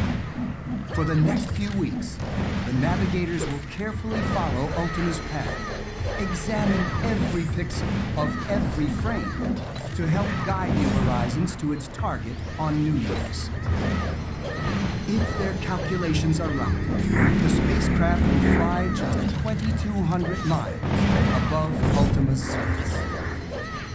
This is a comparison of about 30 days out to what Pluto looked like and what Ultima Thule looks like right now. So you're asking me what the challenges are of this mission. This image is worth 1,000 words.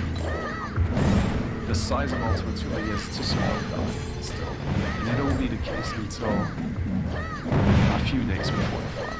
That makes it very different from As the weeks go by, New Horizons sends back more images of the distant dome. December 29th, 2018. 3 days away from the flyby, and the anticipation is certainly building. We thought we'd know a lot more by now. I think everyone would have said, you'll know how fast it's rotating and get an idea of what the shape is like. But so far, answers remain tantalizingly out of reach. It is holding its secrets to the last possible minute. I mean, we keep saying, well, we're gonna know eventually, right? But right now, it's still a mystery. As the flyby approaches, preparations continue all night. This evening I'll be sleeping in my office. So I brought my little backpacking tent in. I'll have time for sleep later. Things have been happening so fast. Don't ask us what day it is. Most of us cannot remember whether it's Monday, Tuesday, or whatever. We know how many days it is to fly by. 10, 9, 8. January 1st, 2019. 12:33 a.m. As the world brings in the new year, the New Horizons team celebrates the moment of the spacecraft's closest approach to Ultima Thule. But it will be hours before anyone knows the flyby is successful. Ultima Thule is so far away that it takes 6 hours to send a signal from the spacecraft to Earth. It's just crazy. It's a really long time to wait. Later that morning, team members, family, and friends wait anxiously for New Horizons' signal to finish crossing 4 billion miles of space and reach Earth. Go ahead, RF. Well, the green screens will tell you it. RF is in fantastic shape. Copy that. RF is green. The signal comes in, but Alice Bowman, New Horizons' mom, waits for confirmation that each system on the spacecraft is working. Copy. Thermal is reporting green status. Most crucially, she wants to hear if the digital recorders are full of precious data. Go ahead, CNDH. CNDH is nominal. Our SSR pointers are right where we predicted, so Copy that.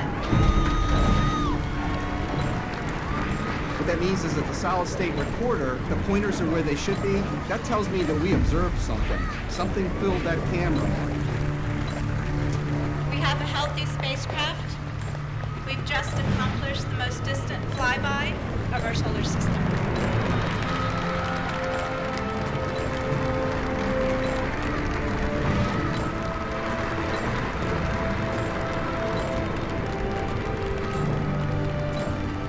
That night, the first close-up image of this distant object comes in. Well, what we saw today blows out of the water anything we've seen. The first image was 2 or 3 pixels across. Yesterday, you could see kind of 2 lobes, and today's image, we see it for what it really is. Basically, 2 spheres stuck together. Like this really is 2 things that formed as 2 different objects.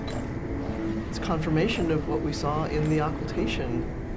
The shape that was predicted from that was almost exactly correct. It's the kind of thing we were looking to see, is planetary formation frozen in time, and here it is right in front of us. It's just wonderful. We got what we came for. I think it's tending to substantiate the ideas that these objects form as clumps, as pebble accretion. I think it's so far looking like a really nice confirmation of those theories.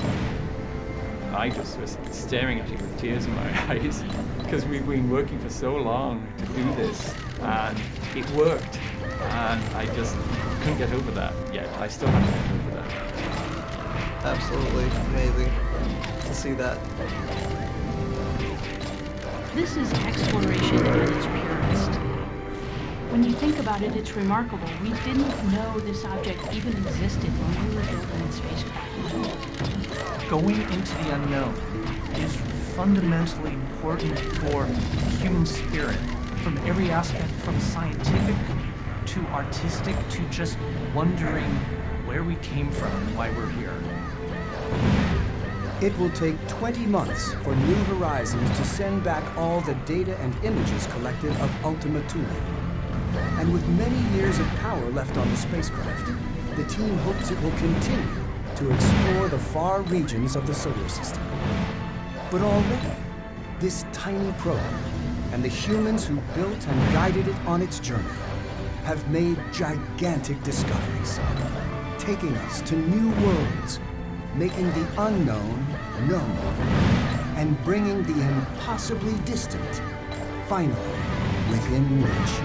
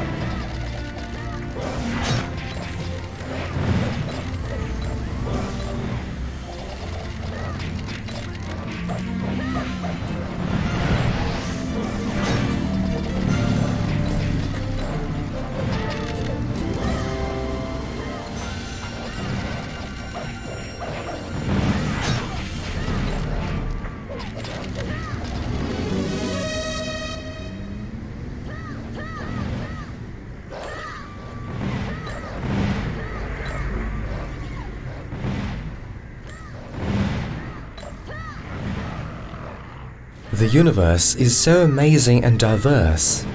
Countless stars are scattered across its expanses, and each and every one of them is uniquely mysterious and remarkable. Every day, dozens of new stars are detected, and the exoplanets orbiting them are just as unique. Still, while striving to discover other worlds, we should not neglect our own system. The only place in the universe with conditions favorable for the genesis and evolution of life as we know it.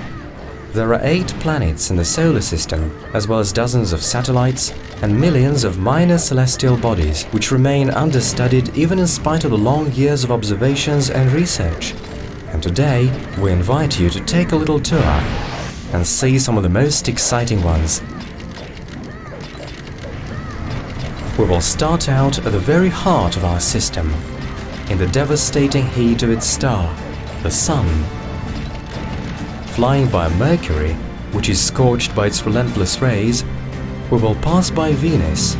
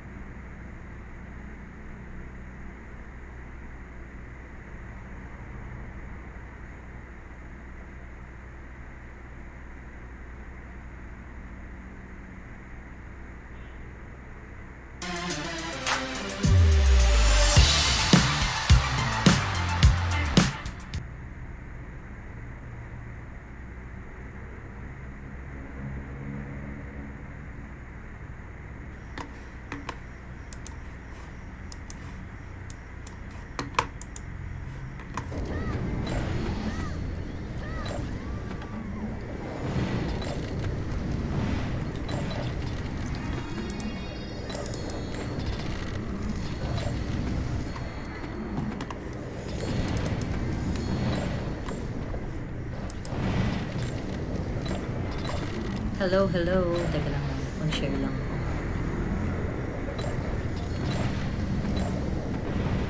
Oh, teka lang ha. Mag-share lang ako.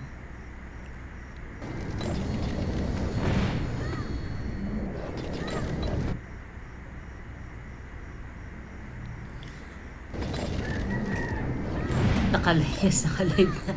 Hi, Gorgeous Joe. Hello, hello.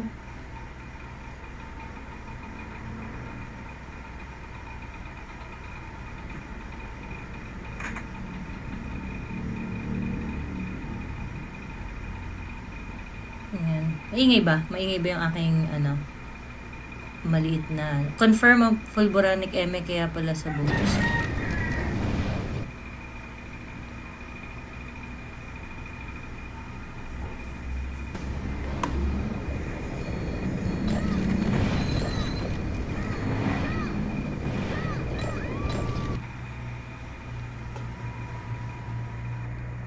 Hello, Mima.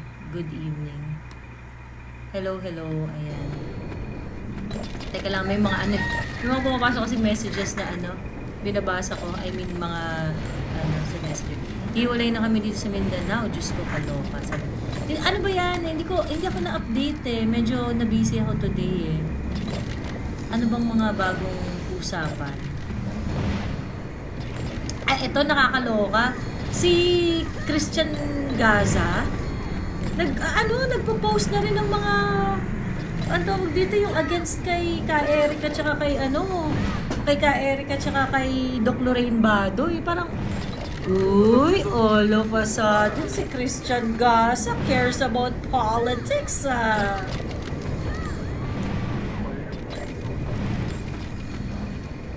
Dapat medyo maata. Ayan, pero mabilis lang tayo, no? Kasi ayaw kong maubos yung antok ko. So, nagpapaantok lang din ako para makatulog ako ng mga before 12, ganyan.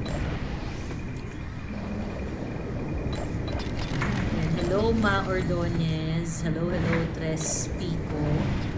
Adele, 1123. Ayun. Ang tawag dito? Ano ba yung... Ayun nga. Tapos, ito si Christian Gaza, hindi nagyayabang-yabang siya na padrino kasi ng SMNI si former President Rodrigo. Bakla, pag sinabi mong padrino, di ba? Parang, paano yung papardinuhin si PRRD ngayon? Hindi naman na siya presidente, di ba? Iyan, madam. Oo, lemon tea. Ayun. Hello, Nimel. Ayan. So, anyway, di yun na nga. Sabi ni Christian Gaza, padrino kasi ng SMNI si former President Rodrigo Duterte nawala na ngayon sa pwesto. Pinsan pa ni BBM yung binabanatan nila. Loko. Dapat yan, SMNI, halisan ng prangkisa. So, nag-ano dun si Christian Albert Gaza. Diyos ko, Christian Gaza, di ba parang, isipin mo muna yung mga cases. Well, I don't know. Maybe that's your concession why you're doing this. Ganyan. Tapos meron pa siyang wrong move. Hindi niya alam yung laro sa loob ng social media. Hindi simpatya ang makukuha nila dyan. Sablay strategy. Dapat dyan kumonsulta muna sa akin. Sabi niya. Wow, ba't kukonsulta sa'yo? Diba? Anong tingin mo sa politics, Christian? Anong tingin mo sa politics, Christian Gaza, diba? Ayun. So, I think Christian Gaza is a very, very valuable influencer. He's very popular and marami talagang umaasa sa kanyang mga chismis sa showbiz. Ayan. Kumakapit sa kanya dahil para may ma-chismis siya. Diba? So, but I don't think Christian Gaza understood that political conversation, political discourse is more than more than showbiz chismis. Ginagamitan ng utak dito, Gaza, hindi po pwede yung lang, marites lang. Ayun nga, dahil alam ko na mahal ka, Christian Albert Gaza, dahil alam kong mahal ka,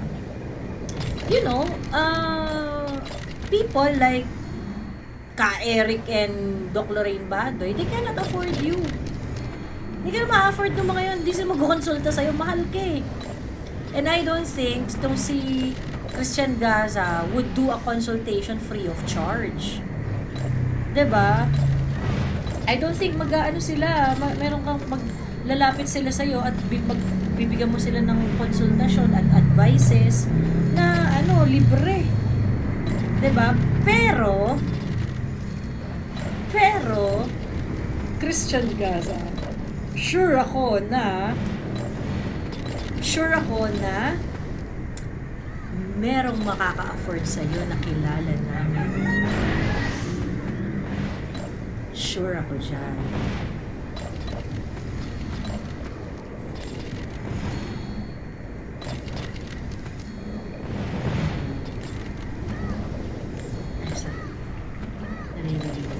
PR strategist ba siya? Abogado or marites? Chismoso lang. Pero I think may pagka gano'n, PR strategist din. Ganon. Hi, Erinea! Hello. Kasi ko daming nagkalat ngayon sa SOCMED na umatake kay Inday and most of them are very raw. What do you mean very raw? Ay nako, anong chika na naman yan? Sabi ni Diogenes.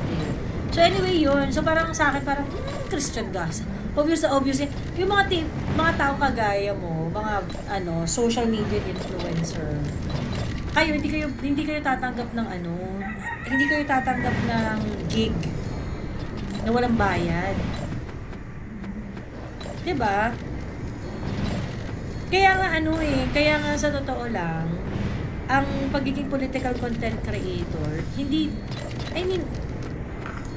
it's very, very difficult to monetize politics as your content. It's very, the only way that you can actually get money out of this is for you to be paid by politicians. Ganon.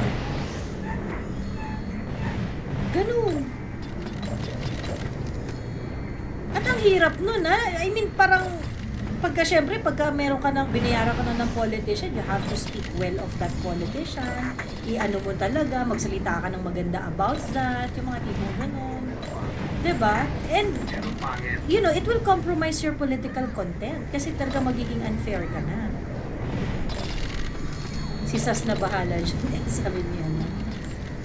Ayun, so, parang for people like Christian Gaza to speak about politics, parang Bex, alam namin pera-pera ka lang. Diyos me. Pero politicians can always pay influencers but they can only do so much. Iba yung organic, sabi niya. Yeah, I think so. Iba yung organic. Kaya nga ang tawag dito, ako, hindi naman na kasi talaga ako, I'm not really very good when it comes to managing my social media platform. Kasi, hindi ako, parang hindi talaga ako nagsa-strategize, guys. Like, parang, ito yung gagawin ko for parang, dapat ito yung gawin ko para mag-shoot up yung aking following, yung mga ganun etos. So, I pretty much talk about anything I wanted to talk about. Ganun. I am not saying that's the best way to go, no? Are you paid? No, I'm not, Sinoka. And, alam mo, Sinoka, ilang beses mo nang tinatanong yan, paulit-ulit ka. Nagtanong ka pa, pagka sinasagot ka naman, hindi ka naman, di ba? Parang, that's the point, Sinoka. Tatanong ka pa, pagkatapos pag sinagot ka naman. Di ba? Ikaw, Sinoka, are you paid? Are you paid? Although, merong isang senador na gusto akong bilhin.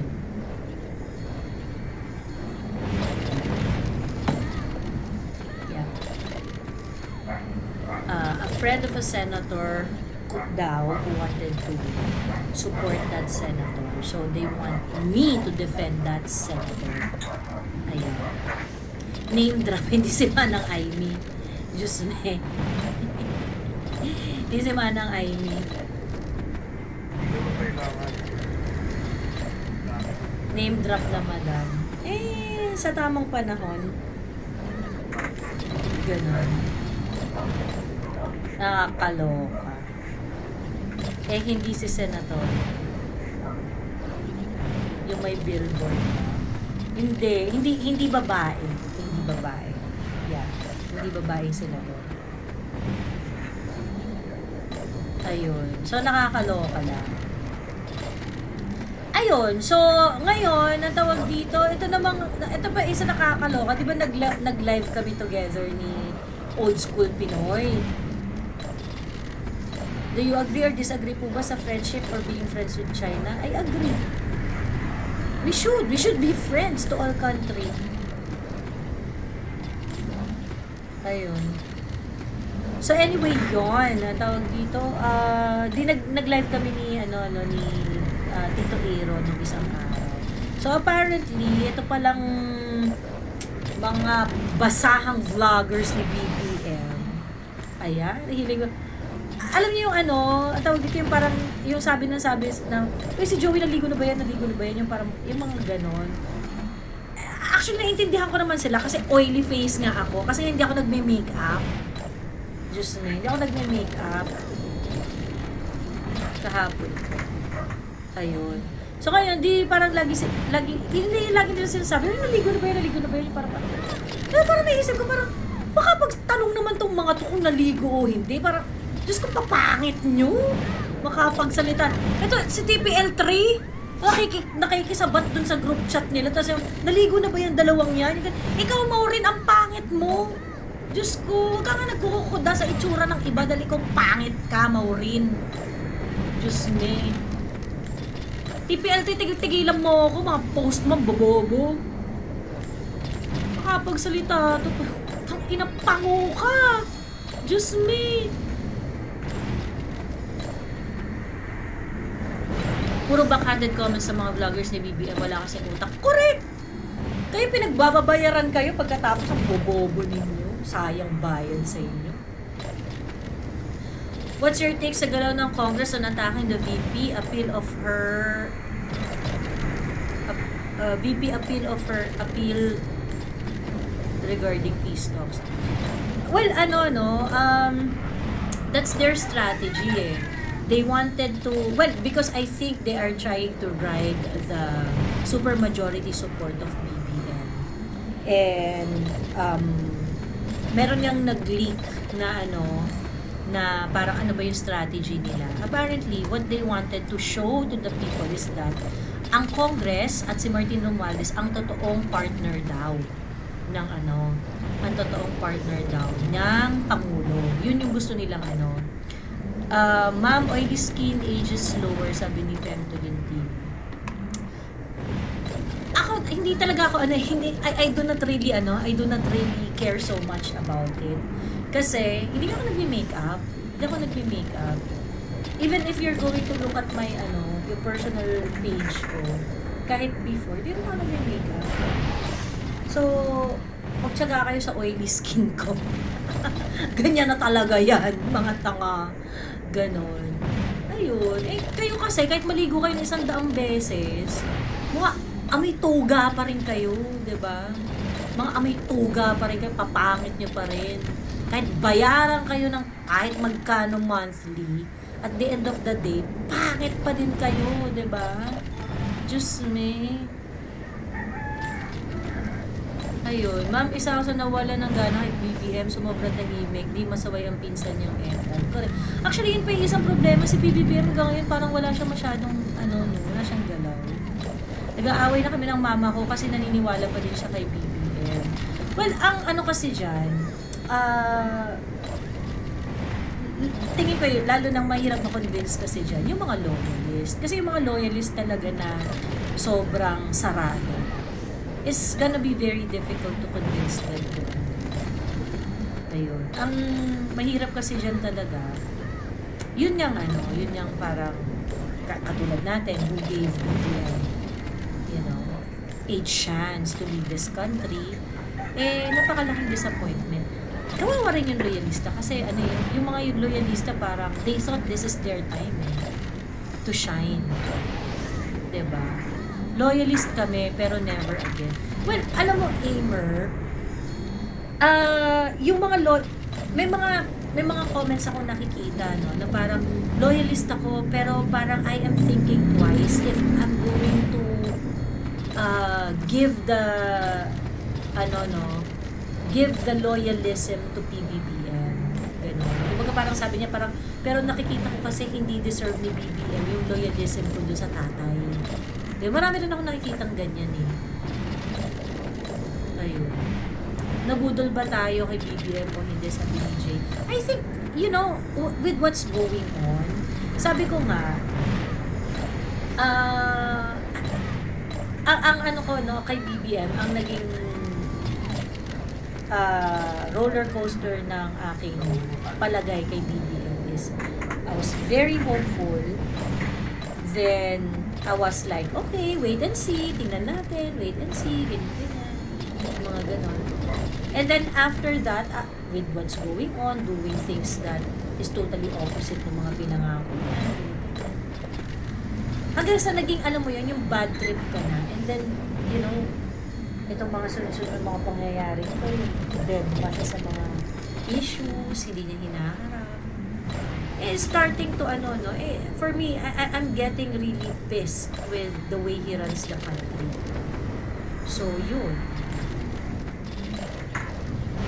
Tapos yun nga eh, tama, actually totoo, dapat nakinig tayo kay PRRD. So, yun. Ayan. Kalmado lang siya, it's way paki sa taong bayan. Kalmado lang siya, it's way paki sa taong bayan. Hindi ko maintindihan, Tatsuki. Hi, Tito B. Hello, hello. Si Romualdez na daw ang presidente. I think yung part na yon, doon ako talagang super na turn off. Of course, the Congress and the President would have a demarcation when it comes to their function and whatsoever. But, you know, their functions may have specific boundaries. But the political power of is something that he can actually use in order to, you know, steer the country to a certain direction. Block mo na yan, Jack, me, flooding. Jack, bawal lang magano dito, spam ah. Double times na.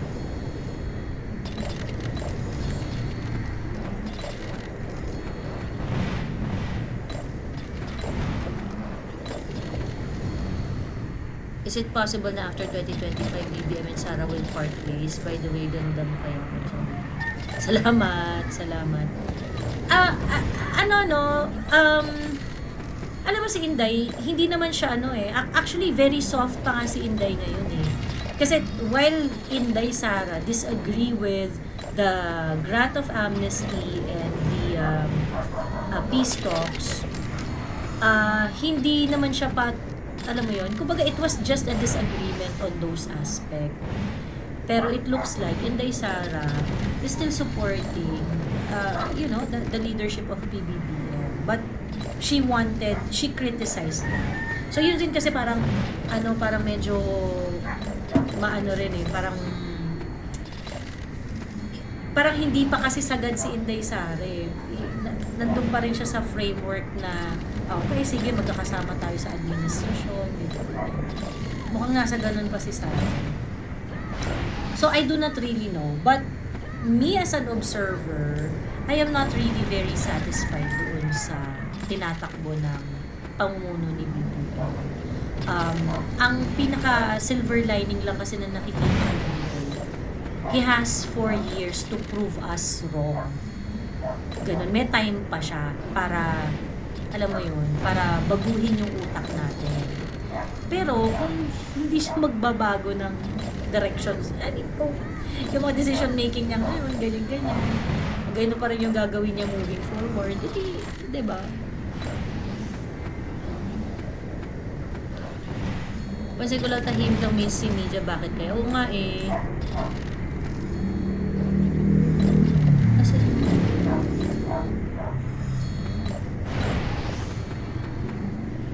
nag-comment kanina na the true Inday Sara of Davao will come out after 2025. Sabi niya. Hintayin nila pag naging opposition si Sara, dami maglilipat ang Congress. Ayan. Anong say mo sa pasabog ni Maharlika ate? Meron ba siyang bago? Hindi ko pa nakita. Hindi ko pa napanood. Ano palagay mo dyan sa post ni KLC, madam? Tinatakot na din. Well, ako po nung nabasa ko yung post ni KLC, ha? Nung binabasa ko yung post ni KLC, talagang nag-comment ako dun eh. Sabi ko, KLC, if you are in trouble, please. Sabi ko ganun. If you are in trouble, please. Ganon. Sabi ko kay KLC. Tapos, edi ayun, tapos sumagot siya. Sabi niya, SAS is the key. Ganun si KLC. Ganun. Pero ako feeling ko talaga, something is wrong. Something is wrong. I don't think the First Lady and PBBM are the ones who's going to, parang, tatakot-takot ko si KLC. Medyo out of character kasi yun nung, I do not know, no? Wala ko. Pero, sabi ni Direk, gumawa kasi ng pelikula na nandun yung ex-girlfriend ni BBM, mararanasan mo kung gano'n sila pare. Sabi ka ni Direk. So, yun. So, basta ang feeling ko, something is not right. Ayun. Feeling ko something is not right. Ayun. Hello, Team Salot. May tanong ako, bakit ayaw nila papasukan yung ICC kung wala naman silang kasalanan? It's not about may kasalanan or wala. It's not about takot or wala na papasukin ng ICC. ICC has no jurisdiction and pero bago sila umalis, diba, may nakabinbi na kaso. Doesn't matter. So, it doesn't matter. Even if member tayo ng ICC, it's going to be unconstitutional. Team Salot, are you here to have a conversation or are you here to... Wala lang, nagtatanong lang sa iyo. Okay, now, if I am answering you, do not overlap. Okay? Gusto mo, sa'yo lang. Yes, oo. Pag ako nagsasalita, ako mag... Okay? O ngayon, kahit member tayo ng ICC at pumasok ang ICC, it's still going to be bombarded with a lot of constitutional questions. I don't think that conversation is something that you can understand, Team Salon. Kung wala talaga kasalanan, bakit ayaw papasukin? Again, Team Salon, this is what I'm talking about. Sorry, I have to bring you down, ha? Kasi hindi kaya ng utak mo yung ganitong mga klaseng conversation, di ba? Kasi sinabi mo na nung uni, bakit ayaw papasukin kung walang kasalanan? Kasi in-explain na sa'yo na it's not about kung may kaso o wala. It's not about kung takot o wala. It's about sovereignty. Pagkatapos, after ko i-explain, bakit takot ako? Kasi di ba, see, you cannot really catch up with this kind of conversation in Salon. So there's no point for you to join this live and talk about this. Your brain cannot just understand it. Ganon. So ngayon, but anyway, for the sake of the viewers here, meron kaming live dito sa and the argument, and I also read a lot of I saw a lot of legal minds who are taking the same position na even if member tayo ng ICC, and they are going to investigate here, kunwari hindi tayo umalis, hindi tayo nag-withdraw, and the ICC is going to investigate based on yung EJK, there's going to be a huge constitutional hurdle before they can do so. And I think that is something that they have to solve first. Ganon. So ngayon, pagdating doon sa usapan na yun, yung mga constitutional question na yun, Team Salon, yung mga ganong bagay, hindi mo na kayang sabayan yun. Hindi mo nakakayanan. So, I suggest that you watch our live and our discussion kung bakit unconstitutional ang pag-iimbestiga ng ICC, ang pagpasok ng ICC dito sa Pilipinas. Kung bakit siya unconstitutional. And once you can understand that argument, and let's say you don't agree or you disagree, or you don't agree, you disagree with it or you agree with it, saan ka na lang bumalik pag kaya mo nang intindihin yun. Okay? Yung mga style kasi na, kasi nagtatanong lang, ganyan yung mga ganon. Okay sana yun eh. If nagtanong ka ng first, sinagot ka, naiintindihan mo yung sagot, then you move on to a different question. Okay yun. Kaso, obvious naman na hindi. Obvious naman na wala ka naiintindihan. Ayun. Nasa processes kung bakit hindi pwede pumasok ang ICC. Doon basahin niya, yes, meron niyang processes about it, and nire-post ko din. And at the same time, meron kaming discussion dyan. Nandun sa nandun sa in-upload ko dun sa YouTube page. Ayun. ICC script na naman ng tolls ni Tambi at BBM. Totoo po ba itong sinasabi ni Macarnica na may sakit to? Hindi ko alam. There's no way for me to verify. Hindi ako ganun ka-close sa mga Marcos. I've never seen PBBM in person or the First Lady. I saw Manang Aimee in person way back in college pa ako. Yun.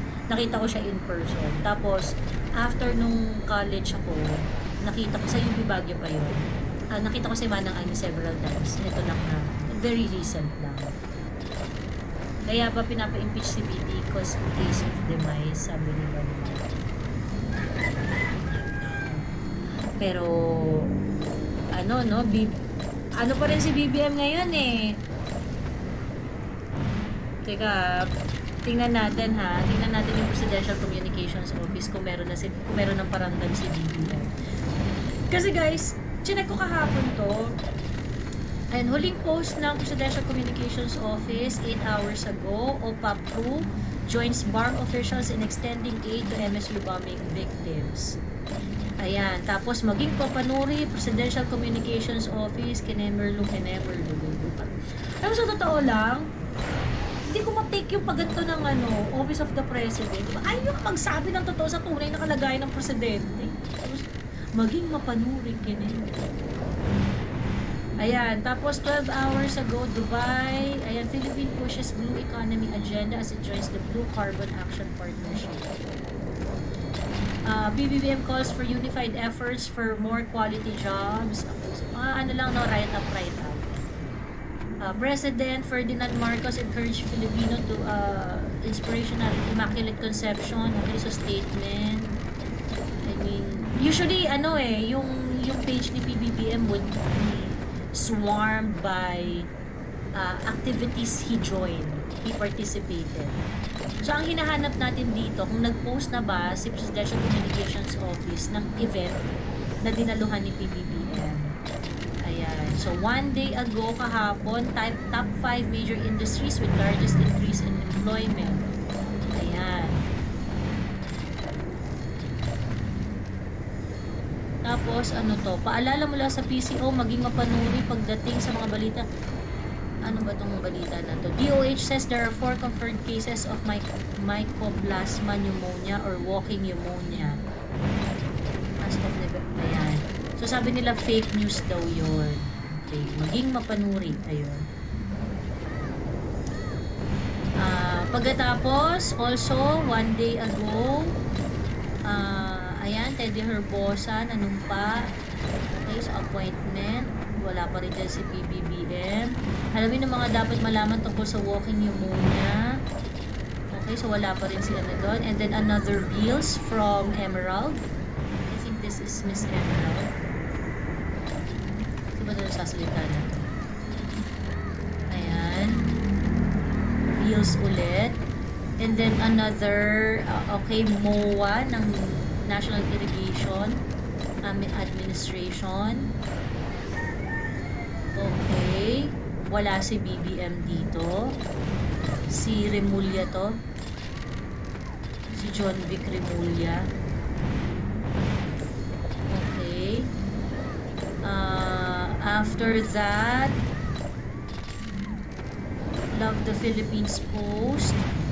NIA DOE Inc. Agreement. Okay, ulit, inulit nila, nirepost nila ulit.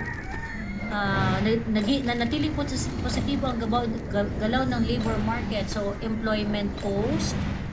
Wala pa rin si PBBM Tapos, PSA live stream. Appointees again. Ang hinahanap natin guys, yung post ng Presidential Communications Office kung saan nandun si PBBM. So, nandun tayo sa mga post nila yesterday, wala pa rin si PBBM. Okay, 2 days ago, nag-post na naman sila, December 6, PBBM admin highlights benefits to countryside LGUs of enduring peace pact with communist insurgents. Wala pa rin si PBBM dyan. 2 days ago, namahagi ng family food packs sa Caraga. Okay, wala rin si BBM. PSWD yun. And also, again, appointees post. Cheers to the incredible Lyceans who joined the PCO community. Ayan, yung event ng PCO. Pinamunuan ni Executive Secretary Lucas Bersamin ang kinatawan ng Pangulo ang unang jail decongestion summit. Ayan. Dahil wala rin si PBBM doon kasi si Lucas Bersamin yung nagpunta. BOC na iya PDEA na iya IATG consignee of 67.306 and worth of shabu. Wala pa rin si PBBM doon. PBBM urges JSCC to streamline, digitalize. This event is it is not attended by PBBM. Si Lucas Bersamin yung nagsasalita dito. Ayan, earthquake update in Davao. Okay, so wala pa rin. People Survival Fund, Ben Jokno nandito. DOF Chief, PBBM admin looking at replenishing survival. So wala rin si PBBM dyan. UN Development Program. Support from Canada. So wala pa rin si PBBM dyan. Okay. Ngayon, ito yung pinaka December 5, they posted that ayan, ito pa lang yung pinaka recent nila na post na ano yung presidente. Ayan.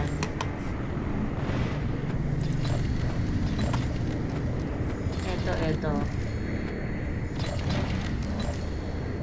Yan lang. Ayan, si BBBM. Ayan lang yung ano.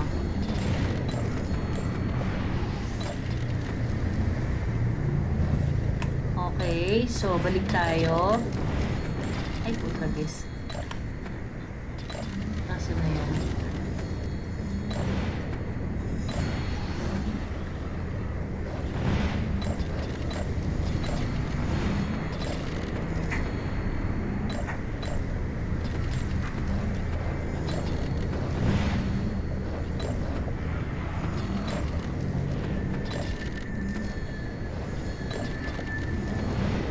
Wala si PBBM dyan sa event na yan eh.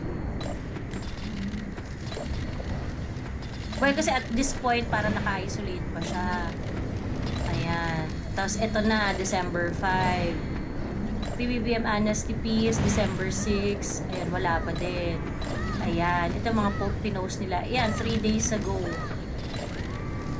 Ayan ang mga post nila. Yan pa lang yung pagpapakita ni PBBM.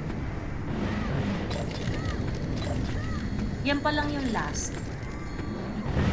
There's no other update. Pag tingnan naman natin yung Bongbong Marcos, mas walang update dun eh.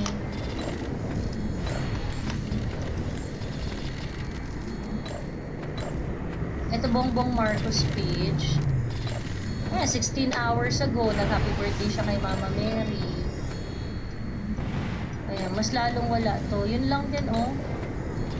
Ito lang din. Ayan. So, may ano ba? Meron bang sighting ng Pangulo? Or, I mean, meron ba siyang video call or conference? Wala eh. He was supposed to attend the NTF-LCAC event also eh. Kasi nag-celebrate yung NTF-LCAC na anniversary. I think December 6 yata or 7 yesterday. The other December 6 yata. He was supposed to attend that event. Eh. Pagkatapos di ayun, so wala rin siya doon. I may agree with you. She is clean, but the people around her. Sino ka sa Sonia? Ang tanong, buhay pa siya, sabi ni Jack.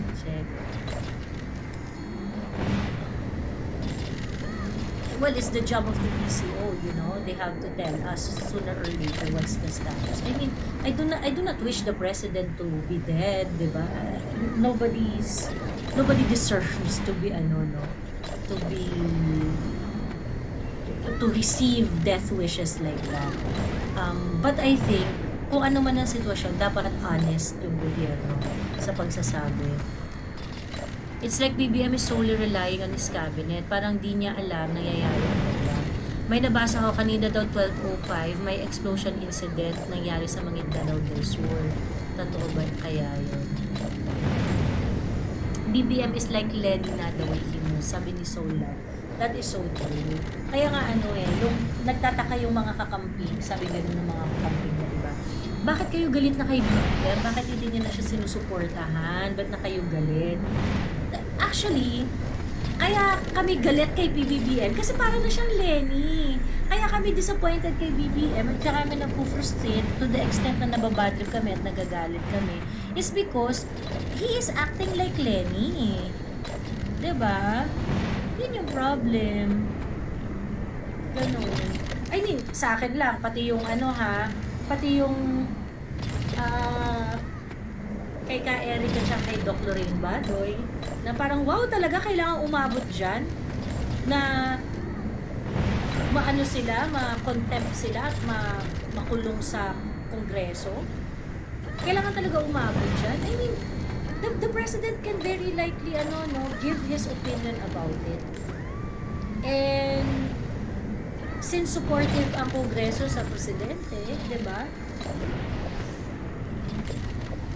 I'm pretty sure susundin siya ng mga kahit pa sabihin natin na merong demarcation line yung kanilang function or whatsoever. But the political power of the president will definitely influence the Sabi ni fake news sila ikaw na ang may sabi sabi ni Lennon. Paano naging fake news? Paano naging fake news? Was the 1.8 billion traveling expenses of Martin Romualdez stated in a matter-of-fact manner? Ganon? Was it stated in a matter-of-fact manner? Okay? Ang sinasabi nyo kasi, yung parang, kasi nag-i-insinuate, kasi sabi ni Lenlen, oo. Yun ang problema, Lenlen. Akala mo kasi, it was stated in a matter-of-fact manner. Actually, it is not. Ang problem doon is ang tawag dito naiintindihan mo yung pag-take mo kasi sa kanya hindi maganda ganon. To be fair, meron talagang insinuation pero kasi nagtatanong sila, hindi naman declarative yun diba? Hindi naman siya declarative ngayon, kayo hindi nyo nagustuhan yung way ng pagtatanong. Pero to say that it is fact is misinformation. Okay? Actually, kayo yung nagsisinungaling. Fake news sila, ganyan, ganun. No! May mga insinuation sila at hindi nyo gusto yung insinuation nila. It wasn't stated as a fact. So, wala tayong dapat pag-usapan kung fake yun o hindi. Ang galit kayo dun sa manner nila ng pagsasalita. So ngayon, Len, yung kung sasabihin mo na fake news kasi sila, ganyan, alam mo, napakadili nilang pabalaanan na fake news. Ilabas ng ang resibo. Diba? Kayo ba satisfied kayo sa explanation na ang traveling expenses nila is only 39 million?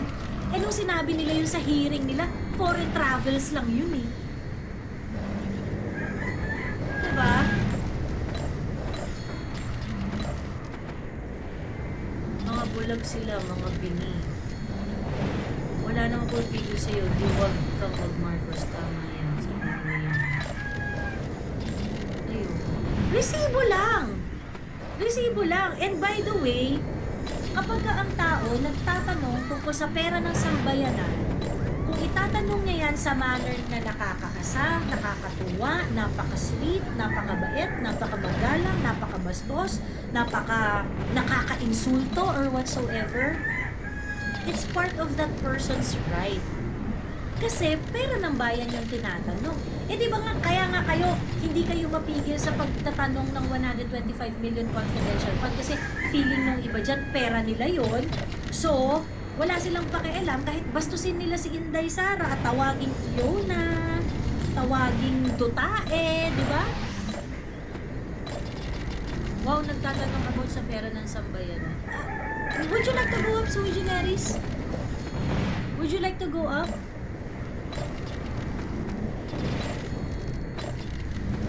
Would you like to go up?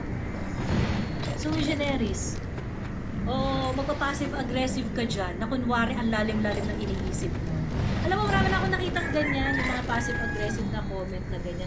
Alam mo, lalim-lalim ng iniisip tapos yung pala tatanga-tanga naman. Huwag mo kayo pasakayin sa mga ganyang hirit. Ayun. So, yun.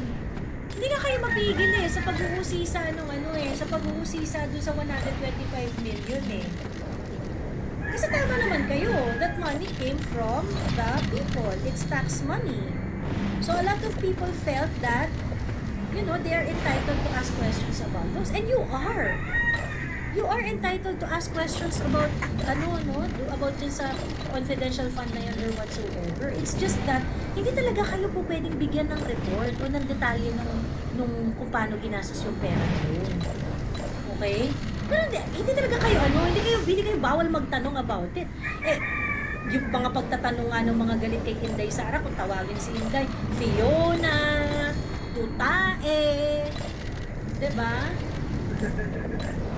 Ngayon, kung si Ka Eric, nagtanong siya, meron siyang insinuation, paano yung, laki ha, parang, diba? Kung nai-insulto kayo, that's part and parcel of being a public official.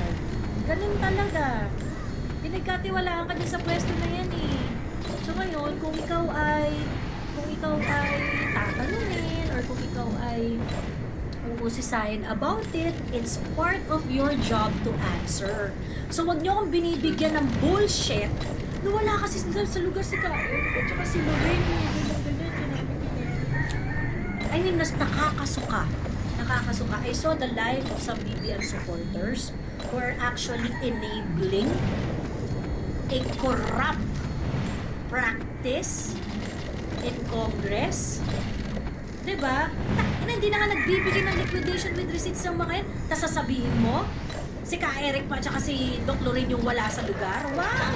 Laki ng problema nyo Hindi kayo namang problema doon sa unliquidated na pera ng bilyon-bilyon. Pag sasabihin nyo, kasi, diba, mga enabler kayo ng isang bulok na institusyon.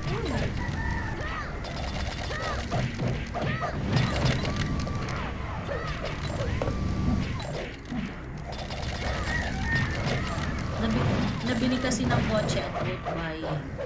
Hello Cloud, maraming salamat sa padonuts. Huwag na paakyatin, baka masunog, sayang oras kung babaw lang ang argumento. Ano po yung Soto do? Sabi ni Justice. Bakit? Anong problema sa Soto do? Anong gusto mong malaman do? Yung Soto Law, ginamit nila Ka Eric na panangga laban sa pag-uusisa ng mga congressmen na ibigay ni Ka Eric ang kanyang source. Ayan. Yan po ang ipokrita, yung hindi nag-uusisa sa 1.8 billion, tas nga sa 125.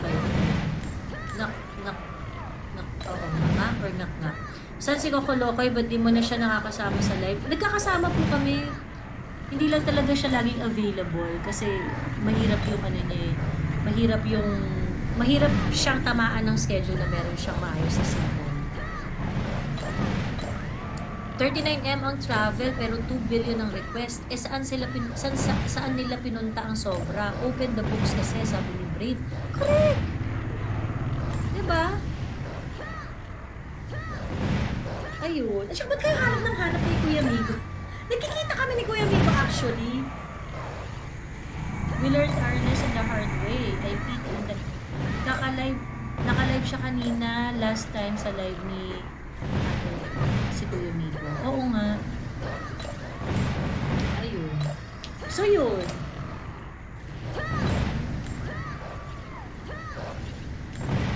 Congress is now like a TV show na copycat ng graphics. True, naging nagkape pa nga kayo, di ba? Oo. Hi ate, ako po yung nag-invite sa inyo sa isang forum. Share ko lang po, sabi ni Attorney AJ. Hello, Attorney AJ. Sure.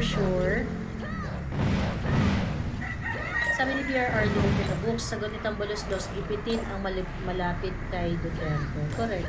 Ate, nakita mo ba yung video ni VP na halata na mukha na siya sobrang pagod? Oo nga eh, parang may pumayat siya eh, mukhang stressed eh.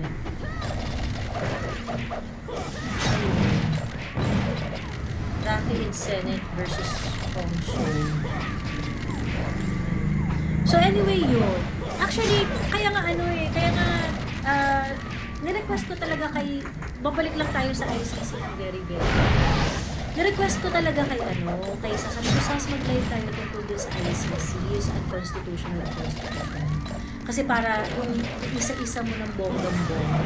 So that I will also understand it like to the T, ganyan. Sabi niya, sige, go, and ganyan. Meron siya sinulat. Why the ICC investigating crimes here, yung EJK here, is going to be unconstitutional. Kasi, yung doon, siguro pinakasimpleng paliwanag doon is this. Kung hindi niyo pa napanood yung Hi Gear, kung hindi niyo pa napanood yung content namin ni Sasa yung Ireland, member din niya ng ICC.